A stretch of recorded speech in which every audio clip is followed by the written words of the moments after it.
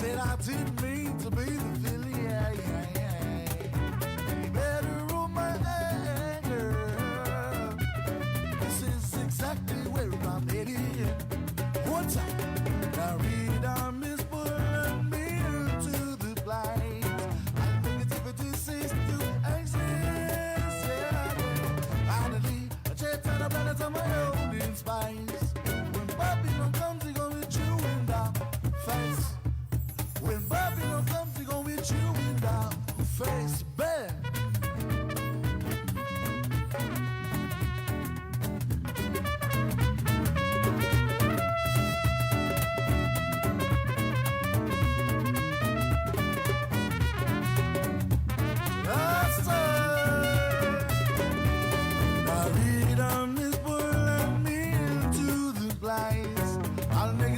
Cease to exist, yeah.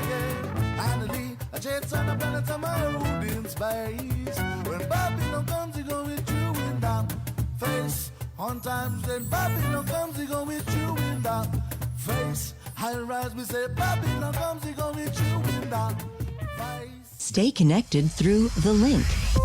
Each morning on Breeze 93.9 FM.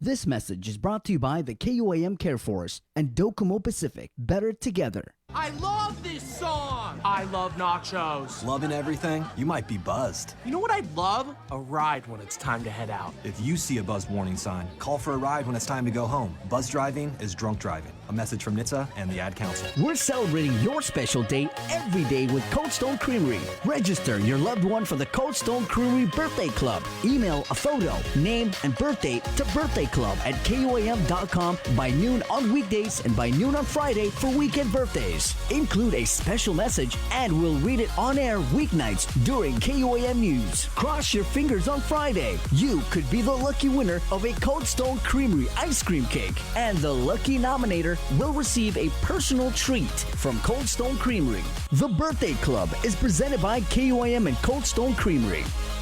Hey kids! With the best holiday of the year approaching, KUAM has arranged a way for you to make sure Santa knows what you want for Christmas. Santa and Mrs. Claus have set up a virtual mailbox at KUAM.com with help from your friends at Dial Rent to Own. This is a chance for you to write your very own letter to Santa. Have an adult download the letter form, fill it out with your Christmas wishes, and send it in to us at letterstosanta@KUAM.com. Santa will read every letter submitted, but you may be chosen to join our Christmas Zoom party where you get to talk to the big guy himself on December 19th. If you're chosen, you will receive a special emailed invitation for you to attend the virtual fun. Stay informed with the stations and platforms of KUAM for all the details and make sure you are being nice and not too naughty from today until Santa comes to visit. Letters to Santa is brought to you by Dial Rent to Own and all the L's at KUAM. Merry Christmas.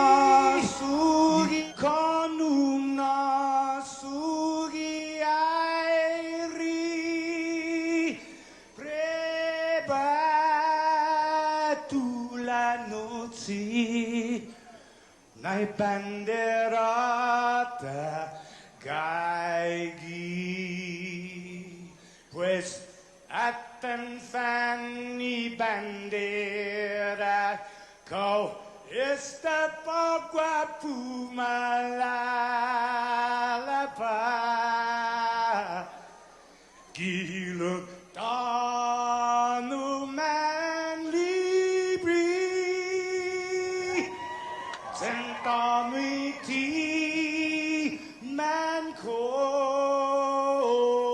badi.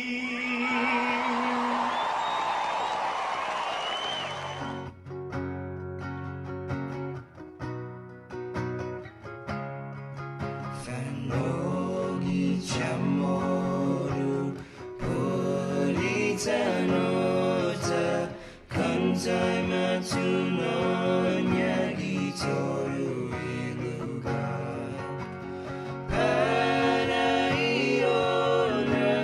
parai gloria a big is the same Paraiona, parai gloria, abiba isla selpara. Toru itempu ipas paraita, zangini langina bendi.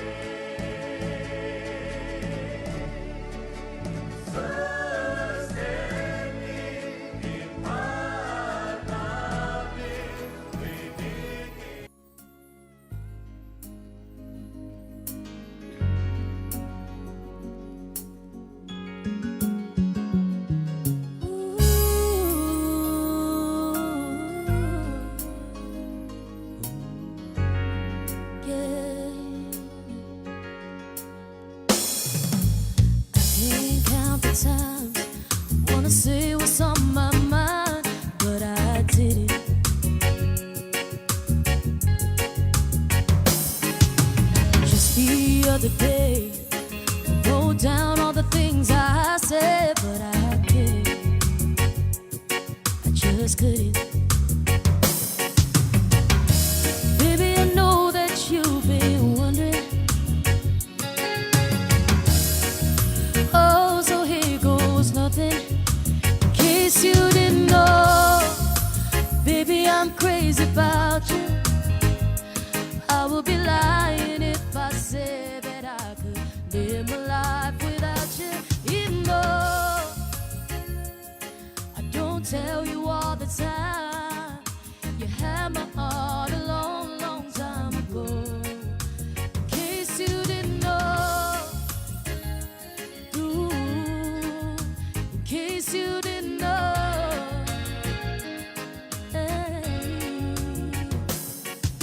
The way you look tonight, that second glass of wine got me thinking. Ooh, there's something about the kiss. Boy, you didn't mean it. Got me thinking. I'm thinking. One of the things that I've been feeling. Oh, it's time you hear it. In case you didn't know, baby, I'm crazy about you. I would be lying if I said that I could live my life without you. You know, I don't tell you all the time. You had my heart a long, long time ago.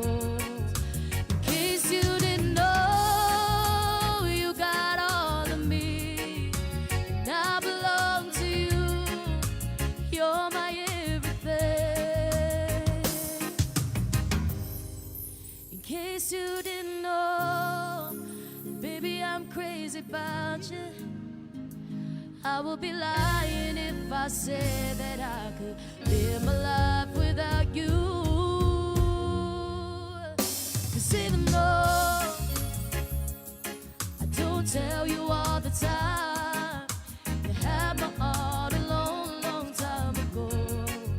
In case you didn't know, ooh, in case you didn't know, in case you didn't know, ooh, Oh, yeah.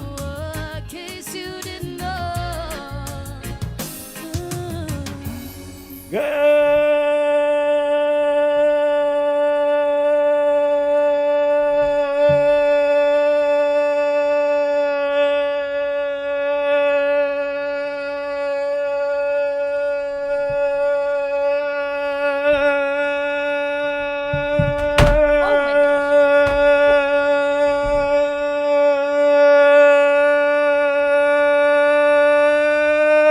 Morning, Guam! Ah. Yes.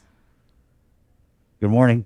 Half a day, everybody. What's up? Friday business! Woohoo! Nice choice of threads, my Where friend. you at? Santa Chad is in the house. Yep, Santa Chris is here, guys. Santa Claus. What'd you say? I heard that. No, you look good. Oh, thanks. Right on. Yeah. And you know what? It is cold in the studio again, but look at the other three of us. Like, look at the way we're dressed. I think you'll actually probably keep that on for the duration of the show. I just wanted to bring a little festive feeling to this Friday. You know what? You should go to the mass community testing dressed as Santa. Like this, yeah. Oh. Okay, so wait, say that again. You wanted to bring a little festive Feeling to this Friday. To the Friday. Okay, that's a very politically correct way of saying you did not do laundry.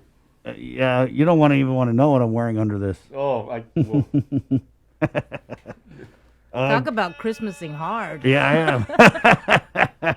Okay, I believe we've got this trending already. I mean, our comment stream is full of Angel Pete Quintanilla Castro, like the outfit, Christmas spirit brother, and then you get the heart, the smiley emoji. Is that brother like BROTHA? Yes. Brother. Because then you know it's legit. Okay, That's it, brother. Burn, half a day to our friends down south. Hi, nice Santa suit, Chris. Aaron Redoble writes, dang, that was long. Hello, Santa. Anita Materni, way to go, Santa Chris. Yeah, I just wanted He's to... taking Christmas wishes, so everybody. Yeah, let me know. Flood the Facebook stream or give us a call. Yeah, what you guys want for Christmas, okay? I'm going to try and get it all done in one trip. Okay. I just threw that off the cuff. Joey Sinicola says, yes, Santa Chod. Yep, there you go. I came up with that. You did. Me. Trademark Jason Okay, Collins. you got stay home. We Yeah. all kind of came up with, wipes up, car scored down. I did Santa Chod. That's it. Own it, Jay. Own it. Yes. So does that mean you're gonna sing us a song? You guys, let me know. Yeah, I'm down. I'm singing 2 songs. Okay, Iwalani Pakaigui. Good morning, Bree and Chris. Coming to you from the Pakaigui family in Manilao. And 2 hearts and 200 emoji. I like the Wow. 100 one. 200. 200. You know what I like about this outfit, though, is it's like I don't have to hold in my stomach. I'm Santa today, guys. Okay, Let it all hang out. And I believe you may have a fan. Let's just say, Ava Kichitu. Can I sit on Santa's lap? Yes, you can. Yeah, day. Oh, stop it some more, guys. Wait, that's okay. It's cold in here, but I was family show. Yeah, it's pretty cold in the studio, but I can tell from the last comment that's a. Family Ooh. show after talking about you and Tapao squeezing balls. Okay, All whatever. right, okay. And about you, Family show about Jason riding in the Harley. Yeah, and family show about Jason said it's the weather is a little chilly, right, Jason? Little chilly. Family show, right, Chris? Yeah. Hey, Hafaday Santa from Yelm, Washington. Chris Gogui. Ava, you can only sit on my lap if you've been a good girl.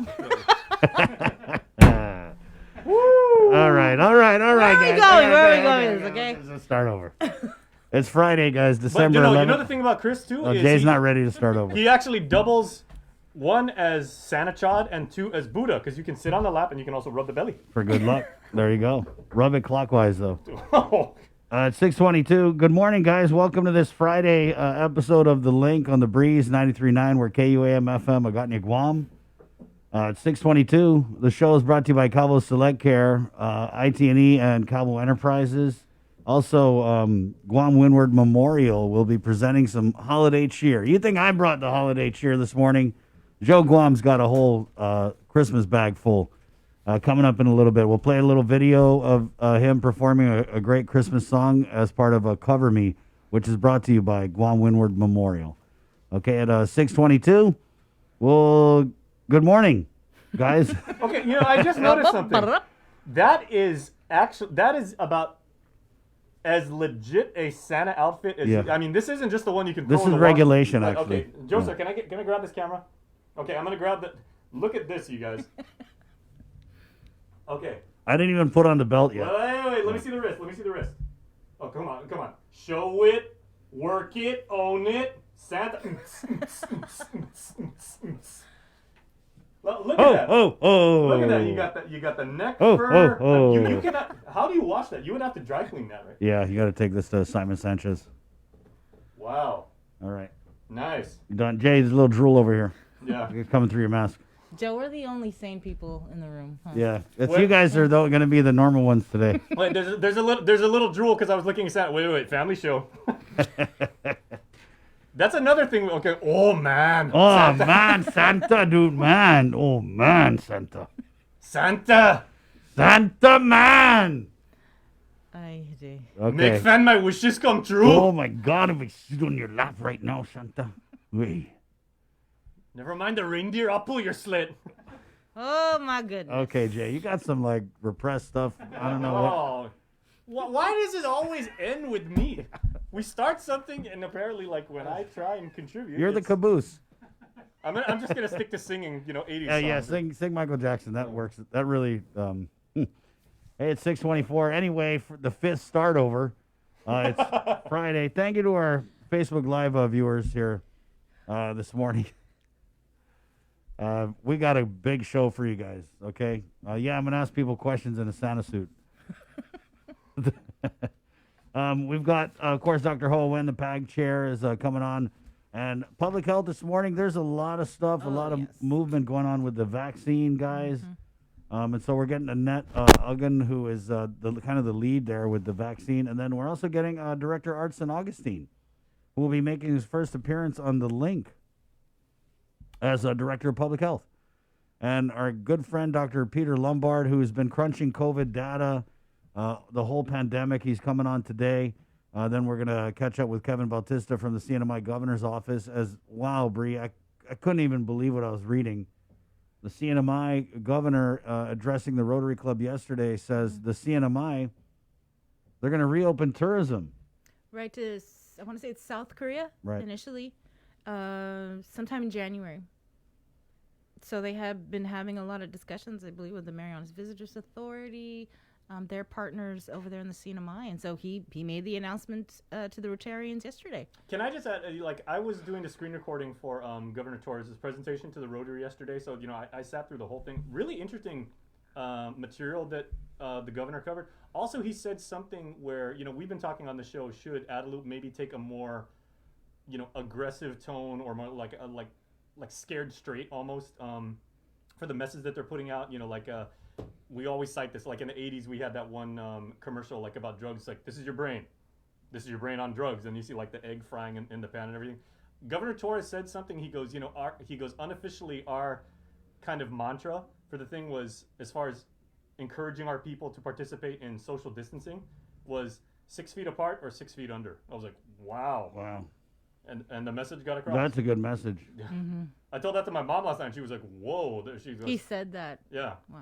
Yeah. He said a lot. It was actually, if you have the chance to watch his address and the question and answer portion from the Rotary Club meeting, it was a pretty good presentation. The ones that, the parts that I did get a chance to watch, it's on our YouTube channel. Yeah, and I think it's important to remember that, obviously with their political status, they're able to control their border a little bit more than we are, but it also needs to be said that when you look around the world for places that have kind of turned the corner on COVID, it's pretty crazy that the CNMI, which is just right there, has successfully done it. He also kind of alluded to during his presentation, he said, our proportionally, their community about 100 miles to the north is obviously much smaller than Guam. I think Saipan is 10 miles long, where Guam is 30 miles long. So, yeah, I think Saipan's only 10 miles long. But he was saying, the community out here right off the bat, they got it and they understood what was at stake in terms of potential loss of life and degradation of their economy. And Bree, you and I were covering the very first Saipan live stream. Remember when they had it was the CDC or this the press conference. CHCC, right? Commonwealth Health Corporation. Yeah. And it was their physician, basically their equivalent of Lillian. Lillian. And she was, she was throwing haymakers. She's like, everybody, and this is on day one. No, she's not I can't remember. She's like the public health or medical director. She was like their Dr. Janet Mangolani, right? And she was like, guys, it's all over the place. Assume everybody has it. Assume your friends have it, your coworkers have it. And this was on day one, and she was like, do not take this lightly at all. And she came right out of the bat. I remember because I had asked a question and she like damn near chewed my head off. I was like, whoa, who is this? Yeah. And I was like, get it, girl. Oh. But and you can appreciate that, wow. the seriousness of the tone. Exactly. Yeah, that's what needed to be done. And obviously it paid off. It did, right. And I want to say, and we'll talk with Kevin this morning, I want to say that they did the tough measures that we talked about. They did the curfew. They did it all. It down, shut down. And they did it. They didn't do it like for a month and then change it and then go back and forth willy-nilly like we did. They were like no flights to Guam, and they went through United to stop. Yeah. Flights. So say what you will about the governor of the CNMI, because I know he has his critics, but you can't really argue that they are in a way better position than we are. And remember, he got raked over the coals initially because they got, 60,000 of those, at the time, South Korean test kits. And everybody was like, man, are you guys crazy? It's not recognized, it's not endorsed and everything like that. It's not FDA approved. Well, now it is. Yeah, 2 weeks later, it got approved, and everybody was like, wow, what an amazing strategy. Even Kevin said that. And Kevin was like, he goes, yeah, we took a lot of slings and arrows for that decision, but, but he believed it was the right thing to do at the time, and, they endured the initial smack talk, but, they were taking care of their people. And you kind of got to wonder if we had, stayed in whatever lockdown, would have seen this crazy surge that we're kind of now starting to come out of, if you ask the people in charge, right? Because I felt like we were a little too quick with when we were getting the zeros and ones to just open everything up. And you talk to all the people, that's what led us to the surge that we saw, the huge spike in the deaths. You know what I mean? Whereas at CNMI, it looks like they did the tough things and they held on until it was okay to come out. It's 6:30 now. And so, yeah, we're going to catch up with Kevin Bautista, the CNMI governor's office. Always a great interview. And then I believe we're getting former Gov Carl Gutierrez, the GVB president, on, and Jerry Perez, the deputy of the Bureau, brief for this rainy day. There's like a rainy day bill or something? Yeah, there's a bill on session agenda. I'm not sure if it was moved to the voting file yet, but they were in the committee of the whole a couple of days ago. And this is, I believe, it's Senator Therese Terlahi's bill. So it would allow GVB to use their rainy day fund. And so one of the things I thought was interesting during the committee of the whole during session was when Jerry Perez was talking about how their budget, I believe, was $22 million last fiscal year and $6 million for this fiscal year, and that was based on arrivals of 400,000, but with a monthly run rate of about 40,000. I can't remember the exact number, but he said that they were only seeing 2,000 arrivals per month. And that's why they implemented all these austerity measures. Right. That's why we're not seeing fireworks. We're not seeing the Christmas lights in Tumon. And so the money from the rainy day fund, as I understand, will be used to launch a very aggressive marketing strategy. And so they passed a board resolution, which Senator Regine Bisco-Lee asked that they provided to the legislature to look at as they, deliberate on this bill. Right. So, the CNMI has announced they'll be reopening tourism to South Korea, which I believe, I want to say, I read that South Korea is going through a wave of COVID-2 right now. Yeah. So, I guess we're poised to start marketing. Who are they trying to market to? Just our source markets? GVB? Yeah. Oh, I don't know. They didn't get into details about that. I And then I didn't get a copy, or the legislature at that time didn't have a copy of the board resolution. And you know what's also interesting is I was talking to some business people 2 days ago, and they were saying, one of the reasons why Hawaii was so aggressive and why they are implementing such tight measures there is basically with the global stoppage in tourism. Hawaii's always been obviously like the dominant, destination for so many people, for so many different, peoples of economic stature. And basically everything is leveled out. Like it's like everything's considered equal now. So if Hawaii opens up, they really wanted a chance to not lose their dominance, because all of a sudden Guam could be like the dominant destination. It could be, Palau, it could be Tokyo, it could be Cannes, it could be Sydney, it could be Singapore, whatever like that. So they got a lot at stake, and that's what they're doing now. Right. So we're going to get Jerry. I don't know if Gov Carl's coming on, but whoever's coming on, we'll definitely ask them. And then today with our friends at Beach and Shrimp, we're doing Curbside to Crib. So that's we're going to get to eat. And we have a special debut of the One Micronesia podcast episode. All coming up on the link right now, though. Let's head over to the KUAM News Corner, where Sabrina Salas Matanani is standing by. Good morning, Sabrina. Off today, everybody. We start with important news about planning for the COVID-19 vaccines. It marked the first meeting of the Vaccine and Antiviral Prioritization Policy Committee.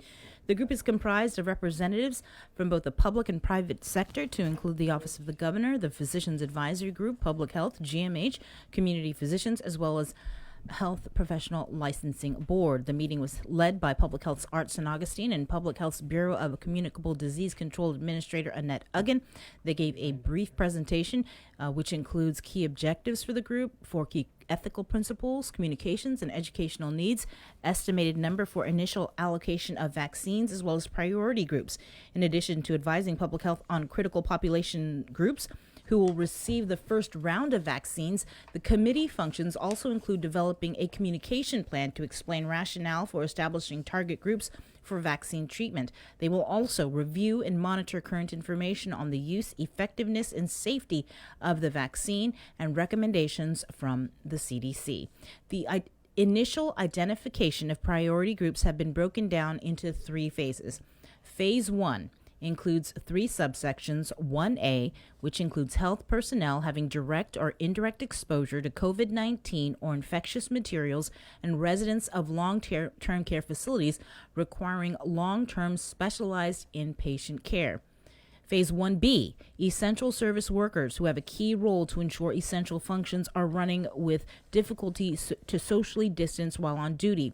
1C, people with comorbidities who are diagnosed with high-risk medical conditions, predisposed to severe illness, underserved communities, and elderly adults who are 65 years of age or older. Phase 2 now is the vaccination of the remainder of Phase 1 who were unable to receive the vaccine due to limited supply or opting out to allow others to receive it first, as well as critical populations. Now, these are essential workers, underserved populations, and the general population.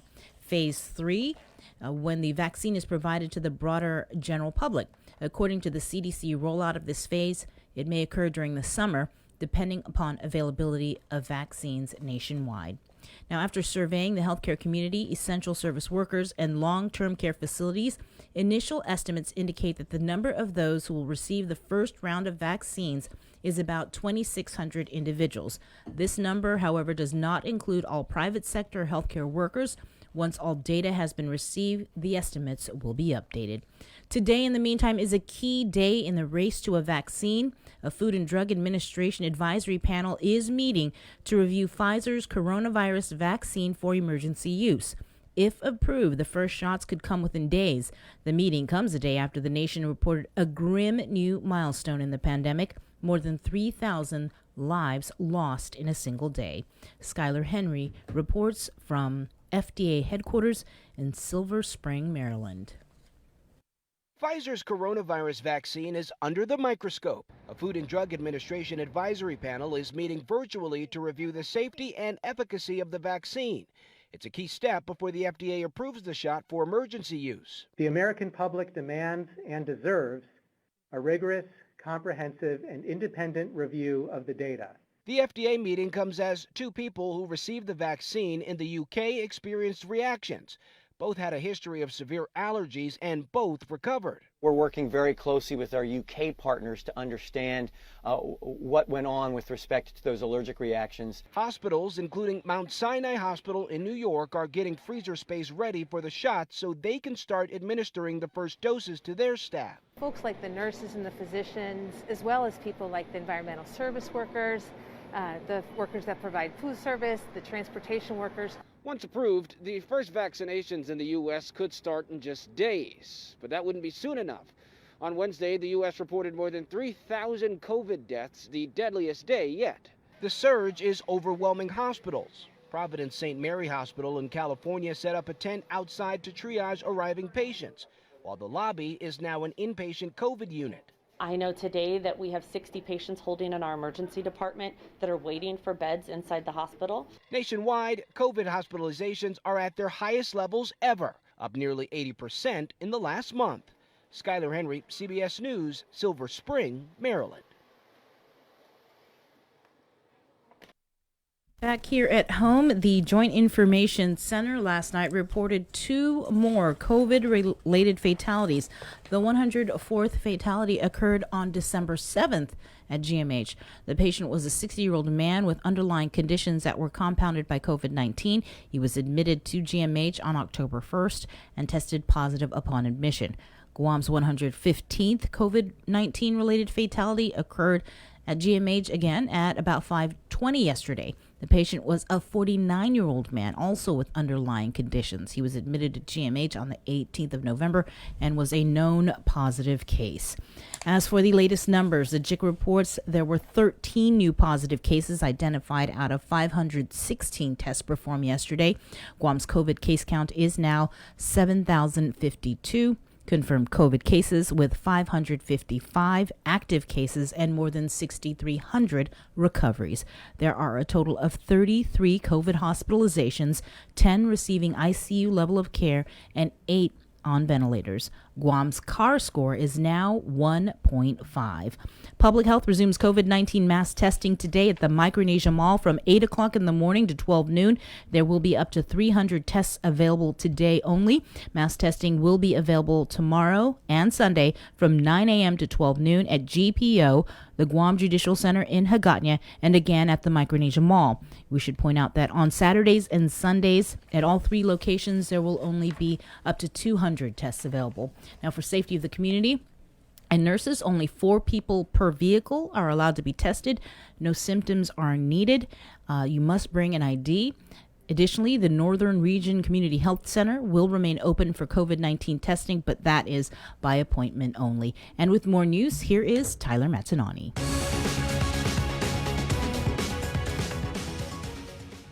Hafide, good morning, everyone. I'm Tyler Mazzanani with your headlines here on The Link.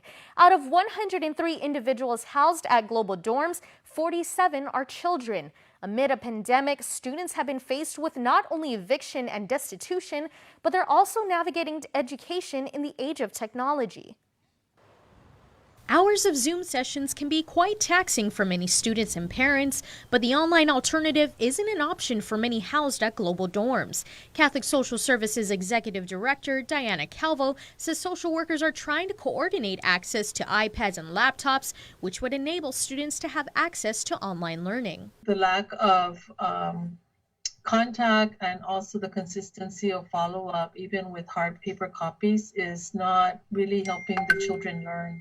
In addition to the lack of tech services, inconsistent internet access presents further challenges. We're hoping that if we are able to at least bring the laptops in, the families as they transition will be able to take that with them and they'll be able to have access wherever they're transitioning to for that part. CSS is also facing a high demand for resources for their infant population. Calvo says there are about 3 to 4 infants currently being housed at global dorms. And although they've been able to provide diapers and other products through their pantry, it's becoming more and more difficult. Even on our pantry, we're really distributing those kinds of products really fast. Also during the OHAP meeting, Lieutenant Governor Josh Chinorio announced that Sarah Thomas Nedadog had been selected as the Executive Director of the Office of Homelessness and Poverty Prevention. Nedadog has an extensive background in the field of human services with over 40 years of experience. No more shutting down businesses. That's what the Guam Hotel and Restaurant Association wants, and they say they've got the plan to do it. That plan, Tahomlu y Isla, or Heal the Island, presented to the GHRA membership on Thursday. The plan is really 2 pillars: health and safety protocols with education and training, as I mentioned, with GDB and the University of Guam, in introducing a Guam Safe Certified program that introduces standards and using best practices so that we can conduct training and education for businesses so that they can improve on their protocols and really find any gaps that they may have where we've identified as we've been dealing with COVID.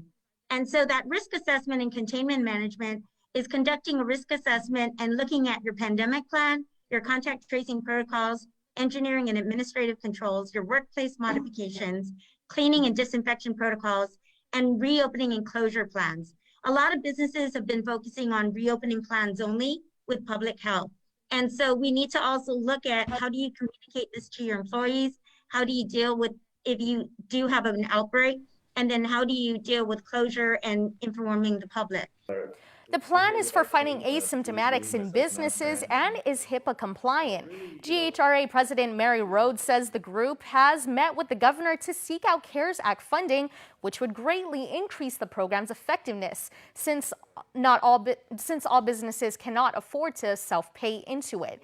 GHRA has partnered with American Medical Center clinics and stateside-based 360 Clinic, which would streamline relevant data into one platform. Create efficiencies really between public health and the employer groups, especially when they come on site and they need to do contact tracing. Rhodes stressed the importance of the plan's full implementation as a way to keep businesses and also said GVB can look at it as a pilot program for the eventual reopening of the island's tourism industry. CNMI Governor Ralph Torres spoke before Guam Rotarians during a meeting Thursday afternoon. He announced that in January, they plan to partially reopen tourism to South Korea. He said the decision was based on careful consideration and discussion with the Marianas Visitors Authority, his COVID-19 task force, and the Commonwealth Healthcare Corporation. This would be a new norm for our industry, one that would change the way we operate with new requirements aimed at keeping our residents safe as we bring back jobs and a level of normalcy that has been disrupted in these past trying months. Governor Torres also provided an update on preparations for the arrival of the COVID vaccines. He said they have acquired a total of 10 cold storage units to hold the vaccines once they land in the CNMI. The governor said that he would be willing to take the vaccine, but believes priority should be frontline workers. If my turn is up and the hospital and the task force ask me if I want to take it, I will take it.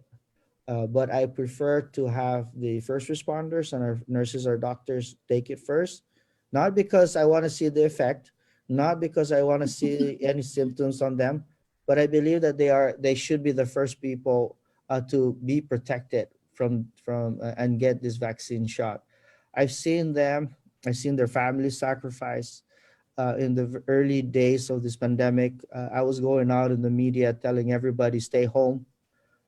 Yet I was going out following first responders. I was there at the airport down at Kanoa, and I've seen them.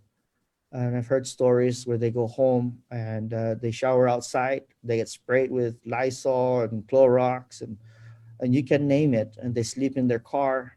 But hey, this is what we do to save not just our family, but our community. So I hope that the first responders get the first shot so that they can continue to protect us and their family. Since March, only 113 people have tested positive for COVID in the CNMI. You can watch CNMI Governor's entire presentation to the Rotary on our YouTube channel. And that's the news for now. We'll see you all at 6 tonight on Primetime.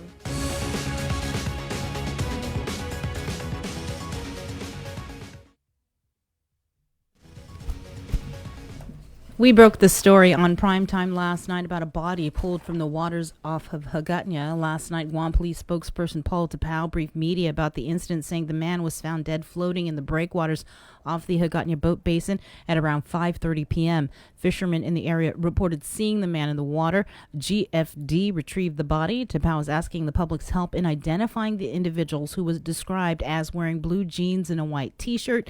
GFD spokesperson Kevin Riley says he appears to be 50 years of age or even older. The case was classified as an injured person. GPD's Criminal Investigation Division was activated to look into the case. The body was transported to the medical examiner's office, where an autopsy will be conducted to determine the exact cause of death.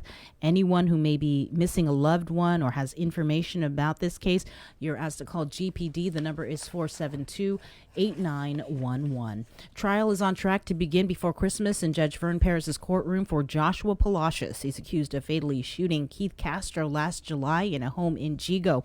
Before he was shot, he allegedly was beaten with a metal baton by Thomas Titano. Titano has since entered a plea agreement and cooperation deal with the government. Yesterday morning, Palacios' attorney, Tom Fisher, told the court his client won't be inclined to accept a plea deal. Jury selection is set to begin on the 21st, with a pretrial conference set for the 17th. $100,000 cash bail has been set for 19-year-old Jeremy Alvarez, who is accused of striking a 77-year-old woman with a hammer. He faces charges of attempted murder and aggravated assault and a special allegation of possession or use of a deadly weapon. Tuesday night, the woman was found in a home in Sinahaña, face down on the floor with blood and a hammer near her head. According to court documents, Alvarez told officers the woman allegedly broke his heart, touched him inappropriately, and he hit her. Alvarez allegedly wanted Xanax from the victim, and that's when she touched him. He allegedly hit the victim, quote, 5 to 10 times. The woman is currently in ICU. His next court appearance has been set for the 18th. Governor Lulian Guerrero signs Bill 419 into law. The new law makes good on a promise to protect the Chamorro Land Trust for future generations and fulfills conditions of the Chamorro Land Trust Commission's settlement with the Department of Justice. In 2017, the U.S. filed a lawsuit challenging the statutory parameters of the Chamorro Land Trust program, alleging violations of the federal Fair Housing Act.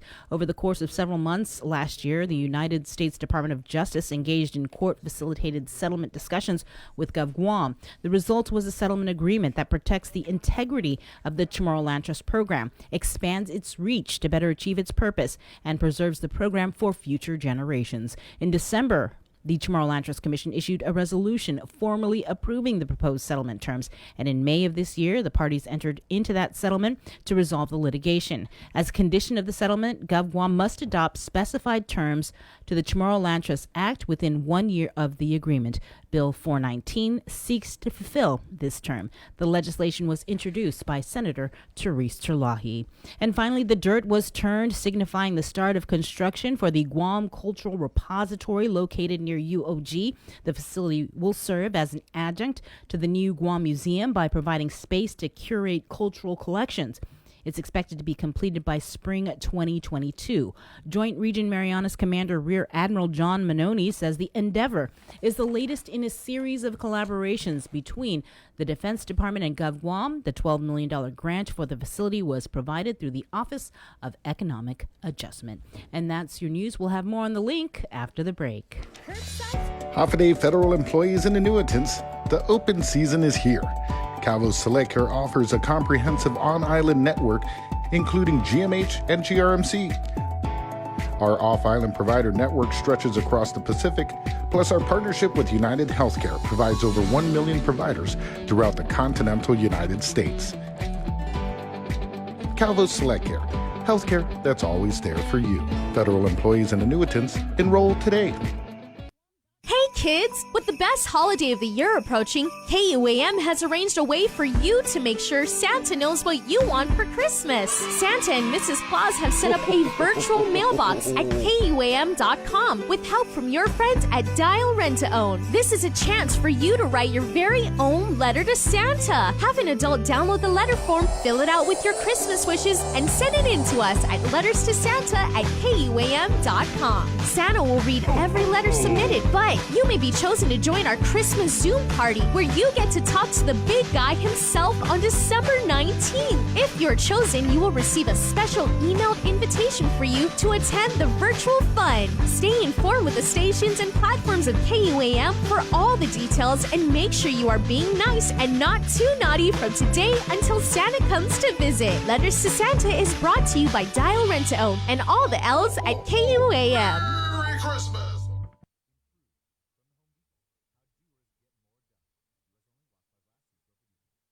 Let's get merry during the most wonderful time of the year by making spirits bright. KUAM and its community partners, McDonald's of Guam, Coast 360 Federal Credit Union, Office of the Governor, Island-Wide Beautification Task Force, and the Guam Museum want to highlight your decorations and lights by flooding the social media pages of KUAM with your videos and photos. Finish your holiday setup, snap a few shots or video of your delightful display, and send it to us through social media or email them to promotions@KUAM.com. Check out our posts every Friday or tune in to KUAM News Weekend Edition for a special montage of the submissions certain to be making spirits bright with every broadcast. Warmest holiday wishes from McDonald's of Guam, Coast 360 Federal Credit Union, Office of the Governor, Island-Wide Beautification Task Force, the Guam Museum, and KUAM Communications.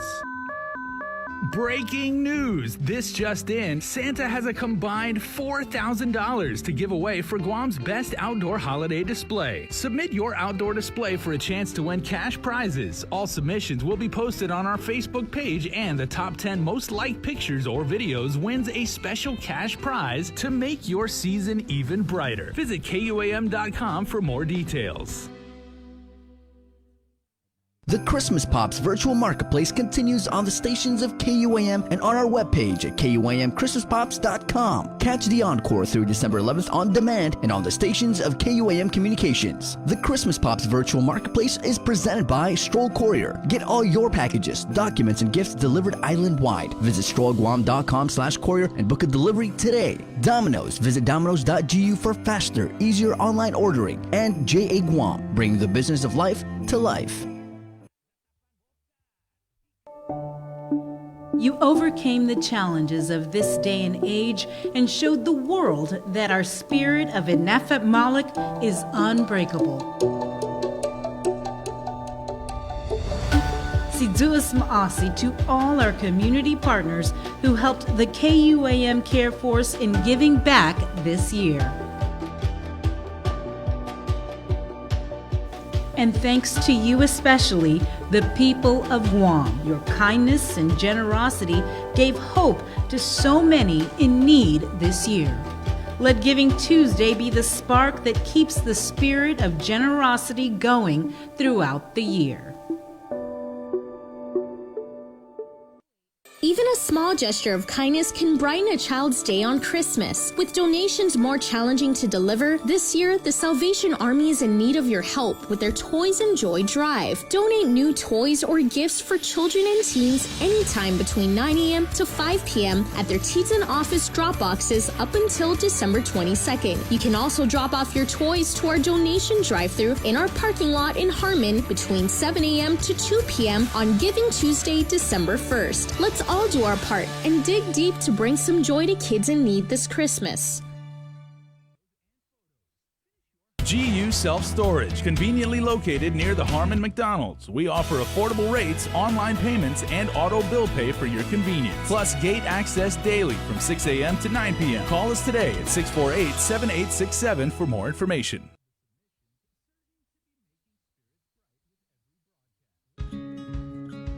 If you plan on leaving your house, don't forget your face mask. Along with hand washing and social distancing, wearing face masks can drastically reduce your risk of infection. Many people who catch COVID-19 can be contagious before they even start showing symptoms. The more people who use face masks, the less the virus can be transmitted and fewer individuals are exposed. When we both wear face masks, I protect you, you protect me, and we are both safe.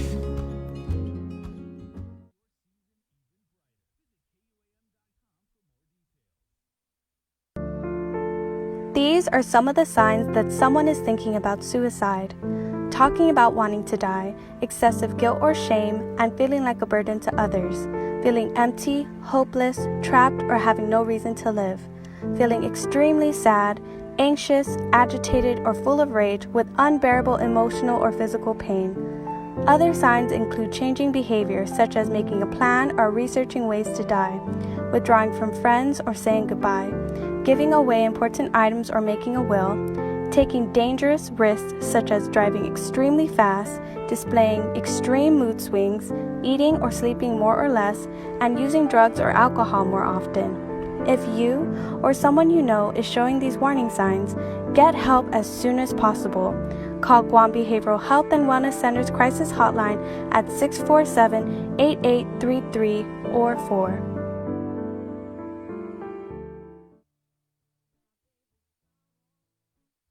You're watching The Link with Chris and Sabrina on TV 11. Stick around because we're next on CBS This Morning.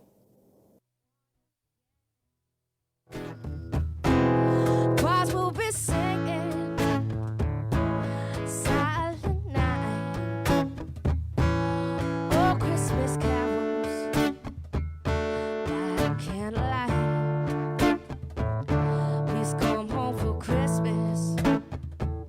Please come home for Christmas. If not by Christmas, then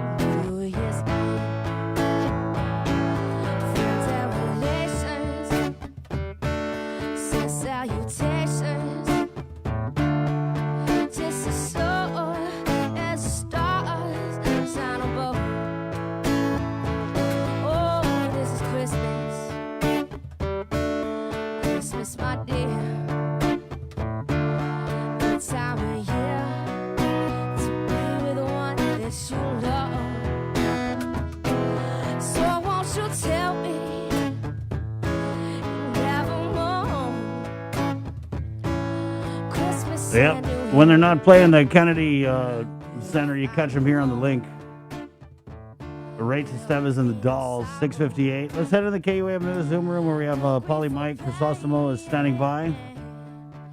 There's a video. I'm pretty sure you guys might have seen it. It went viral, I think, overnight. A young woman going into the chapel at St. Anthony. She appeared very distraught. Kind of knelt down before the altar, and then got up and kind of knocked down some of the candles. And now the video has gone viral.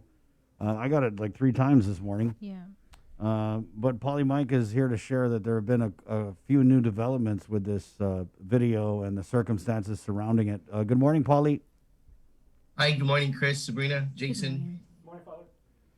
So let's just start at the beginning. This incident that happened on the video, it occurred, yesterday?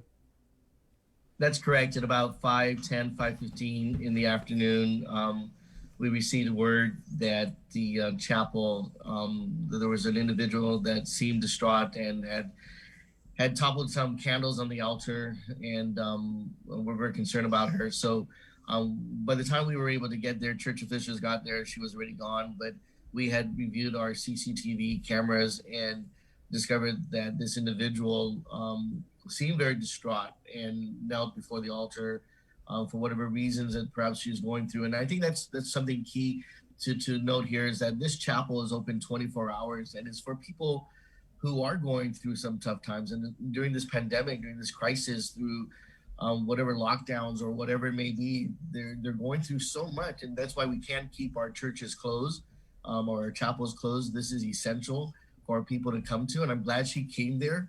We were just more concerned about where she's going and what she's going to do after she left there. And I think that's one reason why the video went out, was to identify her so that we can let her know that there's help, that we can help her. Our priests are standing by.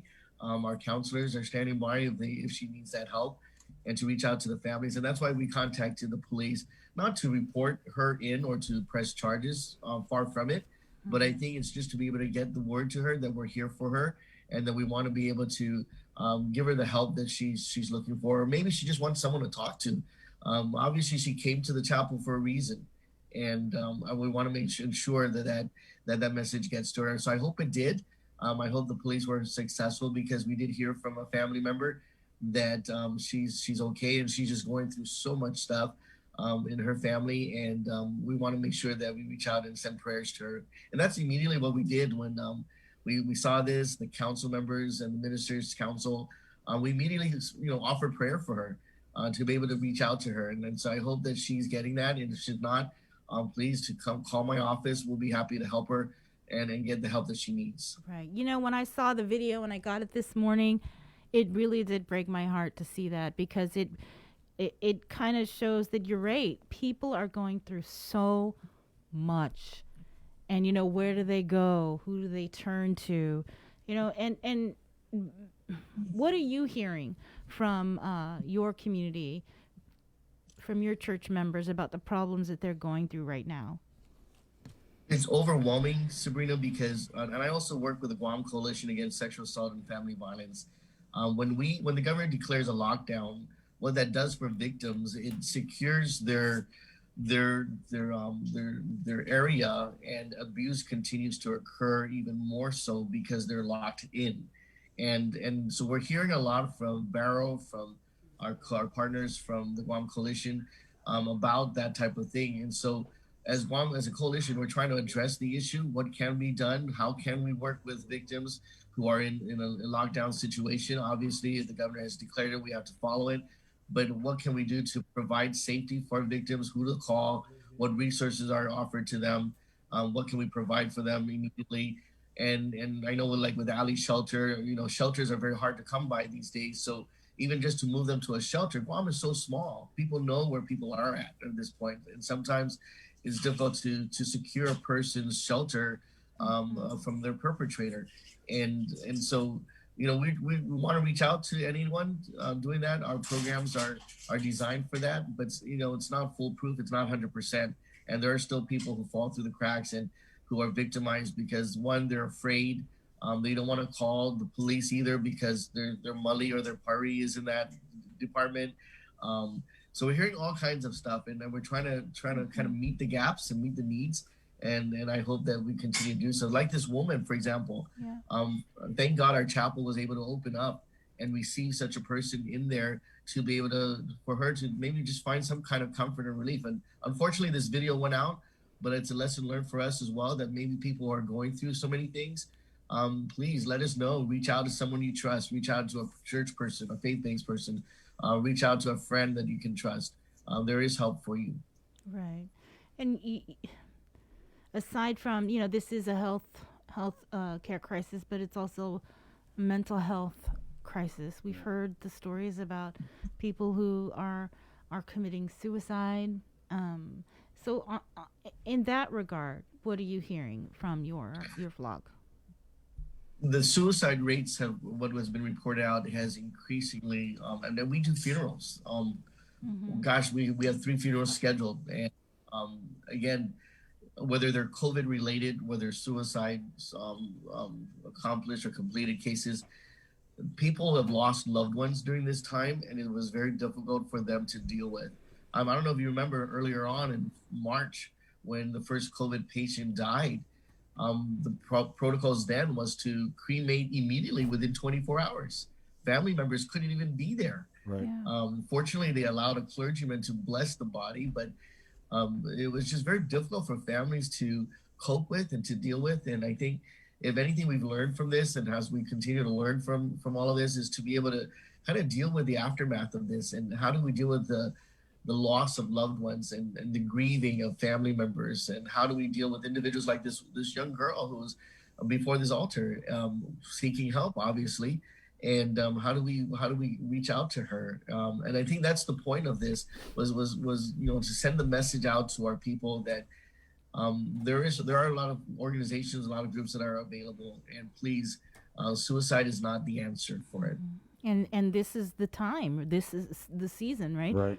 When a lot of people are going through so much, and not only just in their personal lives, and now you put COVID on top of that. I mean, it's important. Yeah. Organizations like the Guam Behavioral Health and Wellness Center and their 24-hour crisis hotline. 647-8833. If you guys ever need someone to talk to, again, it's a 647-8833. And yeah, our prayers really go out to this woman, and hopefully, she's going to be okay.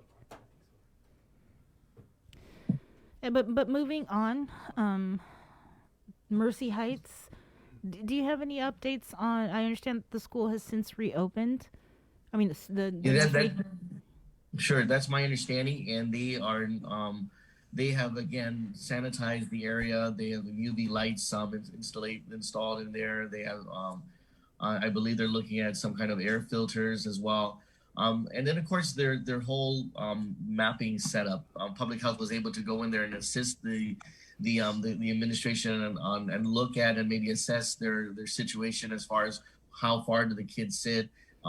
Is the proximity and of their desk and things are adequate enough, and so they're looking at all of those things. And I thank the administration, the principal Belen, who continues to reach out to our task force and to public health for guidance, and we continue to offer that. So kudos to them, and we've met with the other principals as well, Sabrina and Chris, so that in the event that it does happen at any of the other schools, the principals are aware of what resources are available and what protocols can be implemented and given. So I'm glad that they were able to do that as well. What about the 7 that tested positive? How are they doing? Are they okay? Sure. I met with 2 of them. So far, I've heard that everyone is doing fine. No further conditions, actually.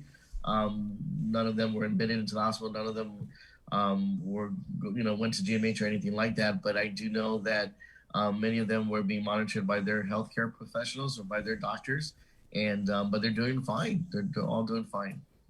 And what about St. Anthony's? I remember that it also was closed last month.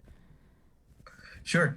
That's the school I know more about, and so St. Anthony is doing fine.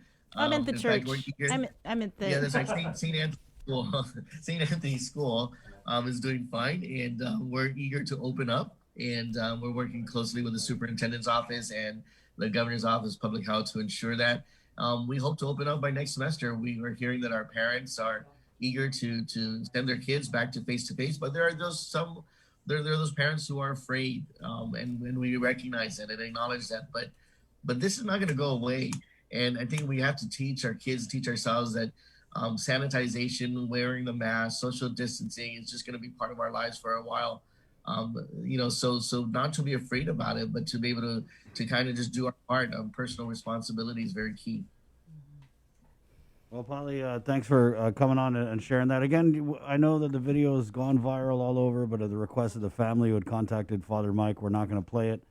And we're just kind of glad to see that there's been some sort of resolution, Polly, and that, with the humility of Christ, I like the way that you guys are handling this situation.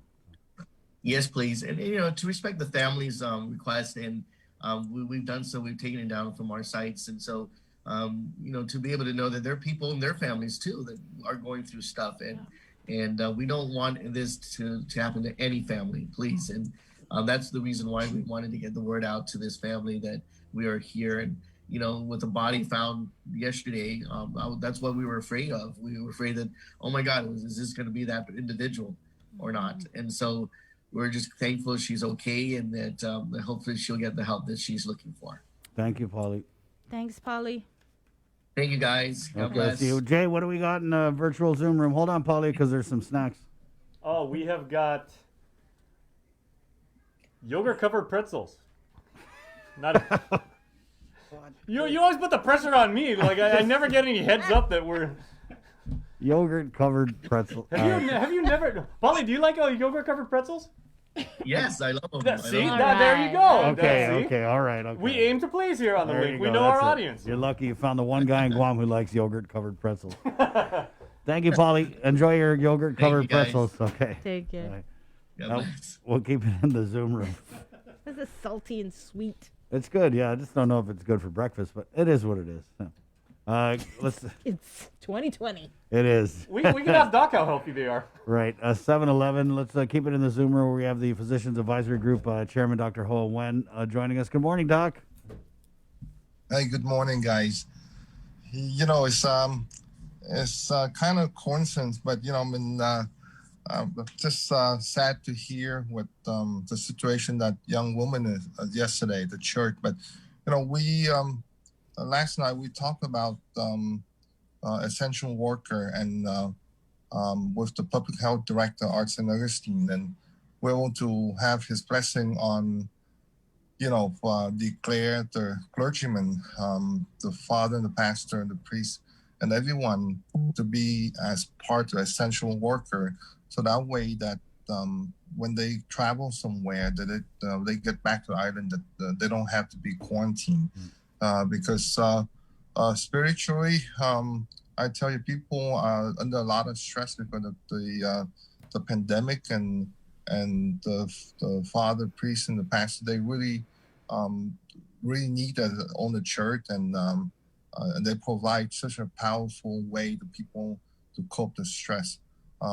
Sometimes more than the physician can do in our job. So I'm glad that the director agreed that they will be essential worker, so that they can travel and come back to the church and then do the sermon for the people. So it just come the right time for them to be. I thought they are in the past, but it's not. So it's again, thank you all of them for what they do.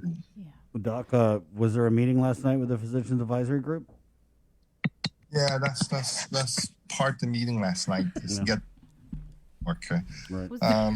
So what was the other part? You guys talking about what you're going to recommend to the governor? Because she told us on Giving Tuesday, December 15, December 16, she'd be making some kind of announcement about easing of restrictions. So what do you think we can expect? The number one thing we talked last night, guys, is really the rollout of the immunization, right? Yes. I mean, they do a lot of education on the public on the immunization. I tell you, as a physician and see a lot of patients in as a primary care in the clinic, I have to tell you, I hear so many rumors on this immunization is crazy.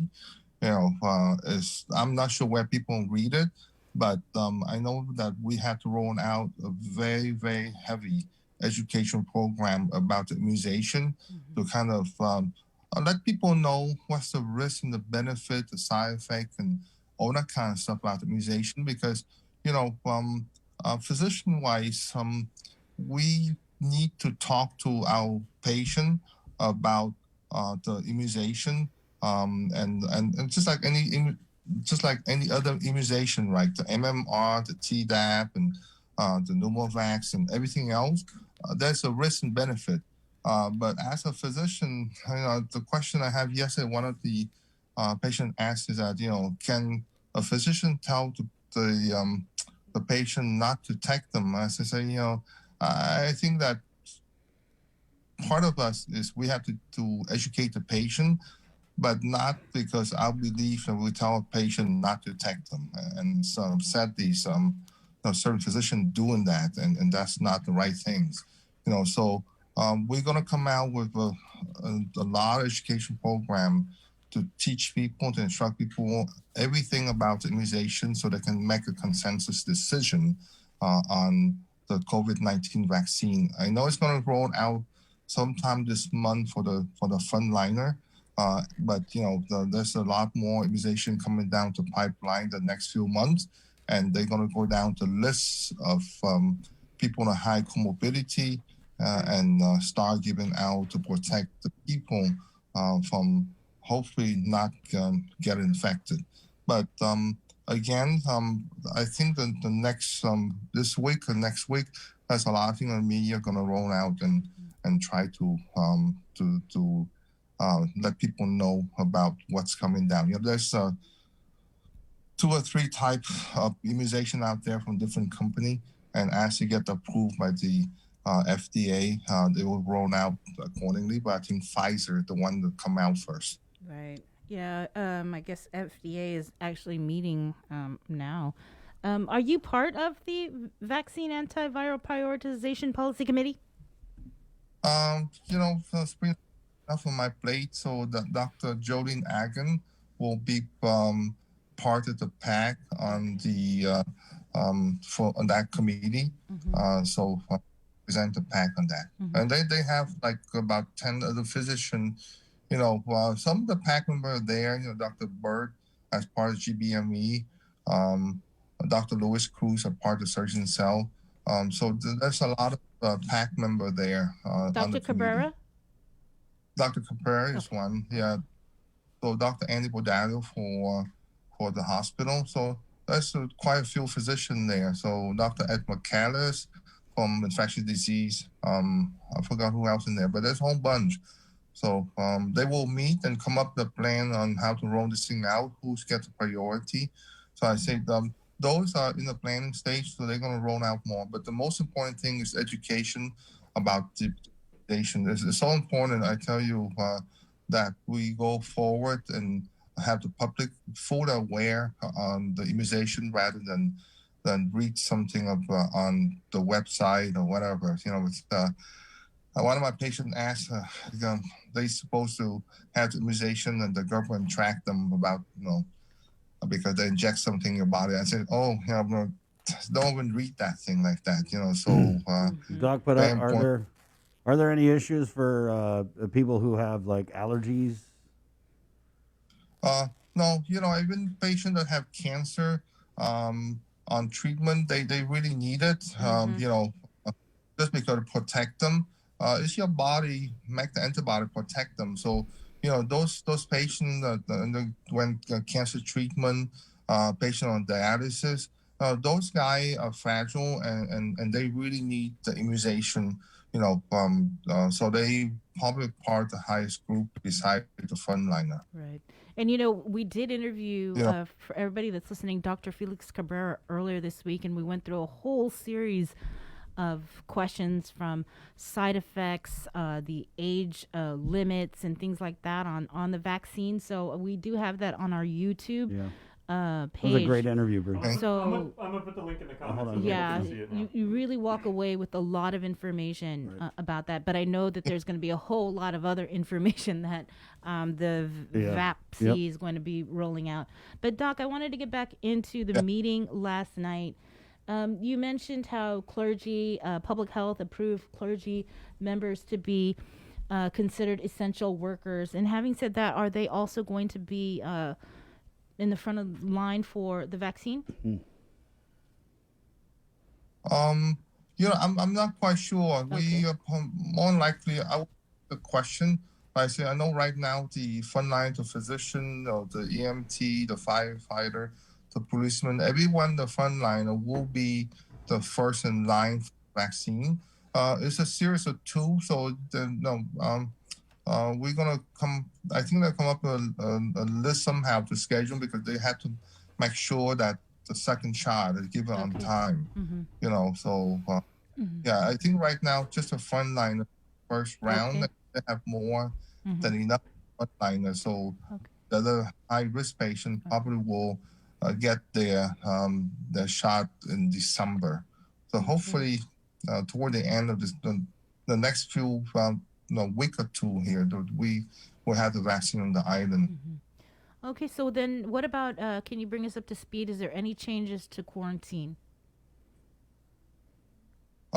Right now, as you can see, the car score doing wonderful, and I tell you, thank you a lot for people on Guam. It will not go down without everyone's help. So I think everyone do a wonderful job. In the post-Thanksgiving, we are in that area already, and the car score is still very low, so our people do a very good job on that. So, I think that most likely what we recommend is that to open more, relax more restriction in Guam.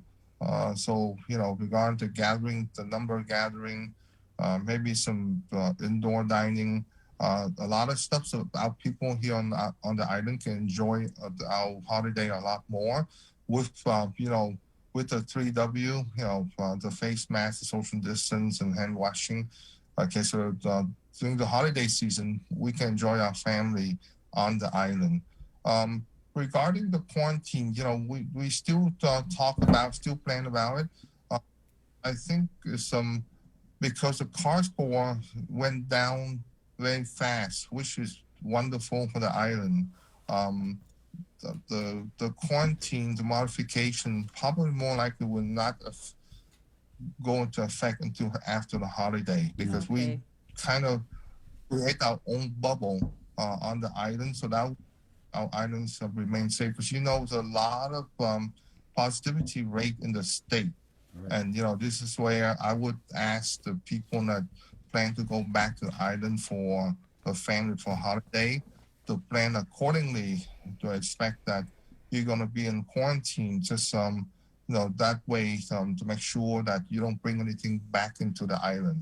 It's I know it's a thing, but you got a choice, one or the other one. So but we can see enough of what our island did in the past 2 or 3 weeks or so in an effort to curb the car score. So we did a wonderful job. We don't want to ruin it. I think even FEMA state that be very careful, because if we don't take the necessary step to keep the car score down, that if the surge go up mid-January, when everyone in the state go way up and we need help from the FEMA, that the help will be not so readily available because so that's the part where we have to think very carefully because again, if the state go way up, this is beyond any point in the past 8 months. We don't want to get in that stage again and have to. That's why it's important to keep an eye on how we're going to ease these restrictions and do it prudently, right, Doc? You're just not just going to flip a switch. Again, we don't go down to a slow car score by not everyone help. It is wonderful. I'll tell you, it's so happy to see that there's a few days in clinic now that we have 0 positive. That's something that we haven't seen for months, and it's so relieved to see that. So thank you everyone for so much for doing your part on this. So you guys are going to recommend easing of further restrictions to the governor. Are we talking like indoor dining or lifting the capacity? I think most likely capacity because I know that our family tend to gather in larger number than 5 or 6 or whatever we have right now. So I think that the most important during the holiday, just because our people have been done so well during the Thanksgiving that during the holiday, relax those number, get to 20 something, and let our people gather again during the gathering. They probably need to be very cautious too and not let their guard down. Were there any other exemptions approved last night other than for members of the clergy? Yeah, no, that's all we push for. Just because we identify that there's during the holidays, Sabrina, Chris, even without the pandemic, stress level during the holiday is tremendous. That's where you see lots of people in the hospital for whatever reason, the stress that they have. So it's important for all the clergymen to be able to be at the church to help people, mentally, spiritually, to go over this season. So I tell you, it's important for them to be there for the people. So yeah, that's what we talked about last night regarding the essential workers. Really push the issue for the clergymen. Anything else discussed? Was there something with was there like a clergyman who came into Guam that had to go into quarantine or something that prompted this, Doc, or was it just because, like you said, it's the holidays? Yeah. All the clergymen typically when they come to Guam, they got quarantined, and I know there's a lot of short of clergymen out there to serve in the church. So to put someone in the quarantine for 6-7 days when they truly are essential worker, I tell you, they help so much people. We as a physician can talk to people and help them stress and give them medication, but spiritually they are so powerful. They need to be there for people, especially during this time of holiday when the stress level go way up. So I say Father Mike's there, and unfortunately that incident that the woman yesterday is probably part of it. So I feel. The other one that we ask is that we see just a few cases of positive yesterday for first time. It's only on the young people, when 20 to 40 years old. So I would ask that our young people again, to be just and and just take care of yourself. You feel sick, stay away from your family, and go see a doctor to be tested right away. That would can prevent any further spreading in the community. So please do your part. It's been, like I said, between 20 and 40 years. It's not a goal. Just go in to check to make sure, so that way we can keep our costs going low. I did want to just follow up on something that Lillian had mentioned when we interviewed her earlier this week about, although that they are seeing the number of COVID admissions going down, they are seeing an increase in other patients that are coming in. So the overall hospital census for non-COVID cases. And so yes. Is there anything you can speak to about that? I mean, are these people that just withheld going to their checkups or were scared to go, because of COVID? No, I tell you, just like I said in the past moment, that during this season of Christmas and New Year and Thanksgiving, typically every year, even before the pandemic, we see a rise in the non-COVID case. People just get sick because of stress, and they get a lot of admission during this time of the year. because of the flu, because of heart disease, because of stroke, because of infection. But typically, this time of the year is one of the busiest time for both hospitals. So that's why Lydian say that, because people end up in the hospital a whole lot. Again, and part of it, Sabrina, this year it might be worse just because again, people are still reluctant to go to the clinic to do the chronic care management. Right. So I urge the physician clinic to be proactive and kind of call the patient that didn't show up in the past 3 to 4 months or so for the chronic care management. Bring them in, take care of them to make sure that their blood pressure, the diabetes, and the cholesterol, everything else under control. So I think that's part of the medical field that can be proactive and try to contact this patient, because if not, they're going to really have a sharp rise in the non-COVID admission to the hospital. Well, thank you so much, Doc, for the update on everything. You're welcome. Right on, Thank you, Doc. Sabrina. Be Again, safe. everyone, much for doing a wonderful job in the past few weeks. Enjoy your yogurt-covered virtual pretzels, Doc. It's And good. It's got and your probiotics. apple juice. Yeah.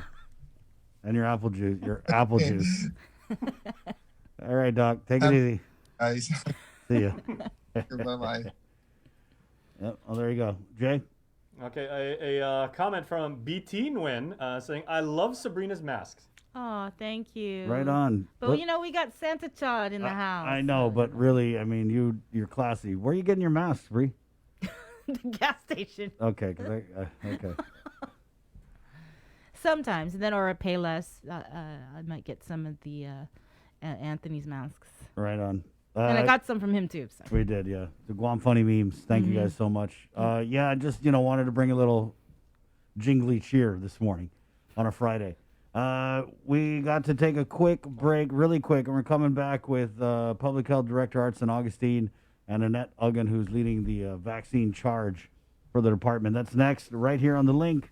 It's The Breeze 93.9, where you guys can catch Chamorro Christmas music playlist on ISLA, the ISLA app. It's on KUAM News, R&R app, and also on the website. And here's more info right now. Chamorro Christmas. These are some of the signs that someone is thinking about suicide.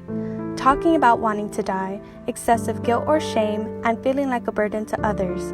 Feeling empty, hopeless, trapped, or having no reason to live. Feeling extremely sad, anxious, agitated, or full of rage with unbearable emotional or physical pain. Other signs include changing behavior, such as making a plan or researching ways to die, withdrawing from friends or saying goodbye, giving away important items or making a will, taking dangerous risks such as driving extremely fast, displaying extreme mood swings, eating or sleeping more or less, and using drugs or alcohol more often. If you or someone you know is showing these warning signs, get help as soon as possible. Call Guam Behavioral Health and Wellness Center's crisis hotline at 647-8833 or 4.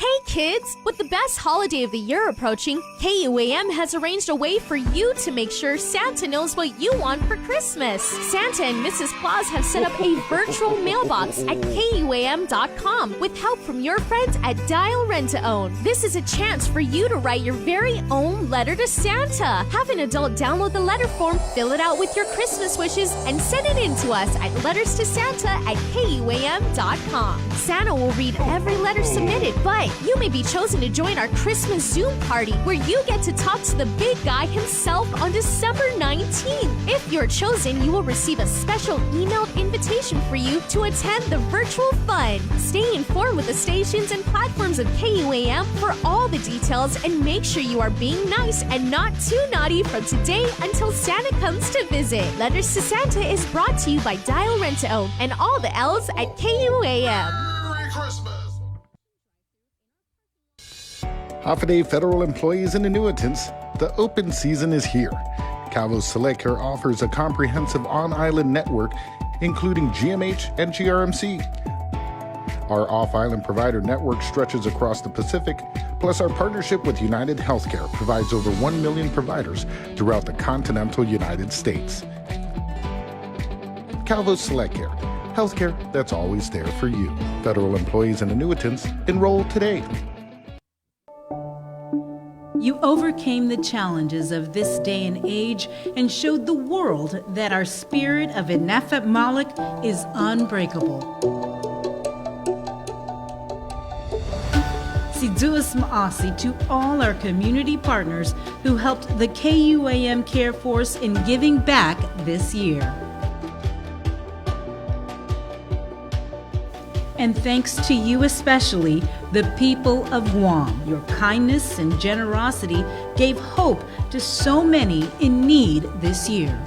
Let Giving Tuesday be the spark that keeps the spirit of generosity going throughout the year. GU Self-Storage, conveniently located near the Harmon McDonald's. We offer affordable rates, online payments, and auto bill pay for your convenience. Plus gate access daily from 6 a.m. to 9 p.m. Call us today at 648-7867 for more information.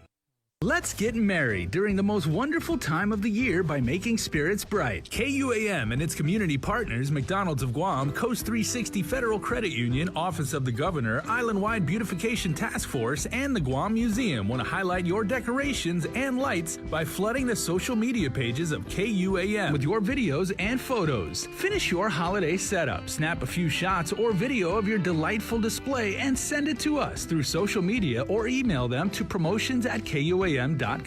Check out our posts every Friday or tune in to KUAM News Weekend Edition for a special montage of the submissions certain to be making spirits bright with every broadcast. Warmest holiday wishes from McDonald's of Guam, Coast 360 Federal Credit Union, Office of the Governor, Island-Wide Beautification Task Force, the Guam Museum, and KUAM Communications. Breaking news! This just in, Santa has a combined $4,000 to give away for Guam's best outdoor holiday display. Submit your outdoor display for a chance to win cash prizes. All submissions will be posted on our Facebook page, and the top 10 most liked pictures or videos wins a special cash prize to make your season even brighter. Visit KUAM.com for more details. You're watching The Link with Chris and Sabrina on TV 11, but don't leave yet because we're coming up next on CBS This Morning. We got your 6 at 6 a.m. with The Link on Breeze 93.9 FM. Bree and I connect you with all the latest news and information you need to know to start your day. Then check back with Guam's news leader at 6 p.m. for the day's top headlines with KUAM News Primetime. From 6 a.m. to 6 p.m. and everything else in between with KUAM Digital, we got your 6.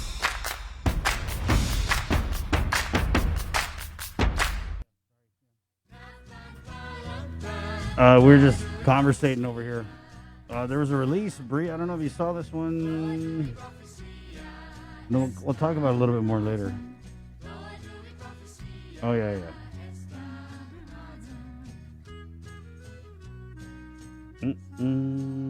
I can't find it. Anyway, at 7:37, we got other things to take care of here on The Link. It's The Breeze 93.9. Moon nods in. Let's head into the KUAM News Zoom room where we have the Director of Public Health and Social Services, Mr. Artson Augustine, and he's joined by Annette Uggan, who's the Communicable Disease Immunization Chief. Good morning. Good morning, Chris. Good morning, Sabrina. Art, thanks for joining us. We're very honored to have you here on The Link. Chris, thank you for having me this morning. Sorry it's so early. So there's been a lot of things going on with the vaccine, right? And we wanted to get you guys on as there was the inaugural meeting yesterday of the Vaccine and Antiviral Prioritization Policy Committee. Is there a shorter way of saying that? We'll just call it the committee. Yes. The VAPC? Yes.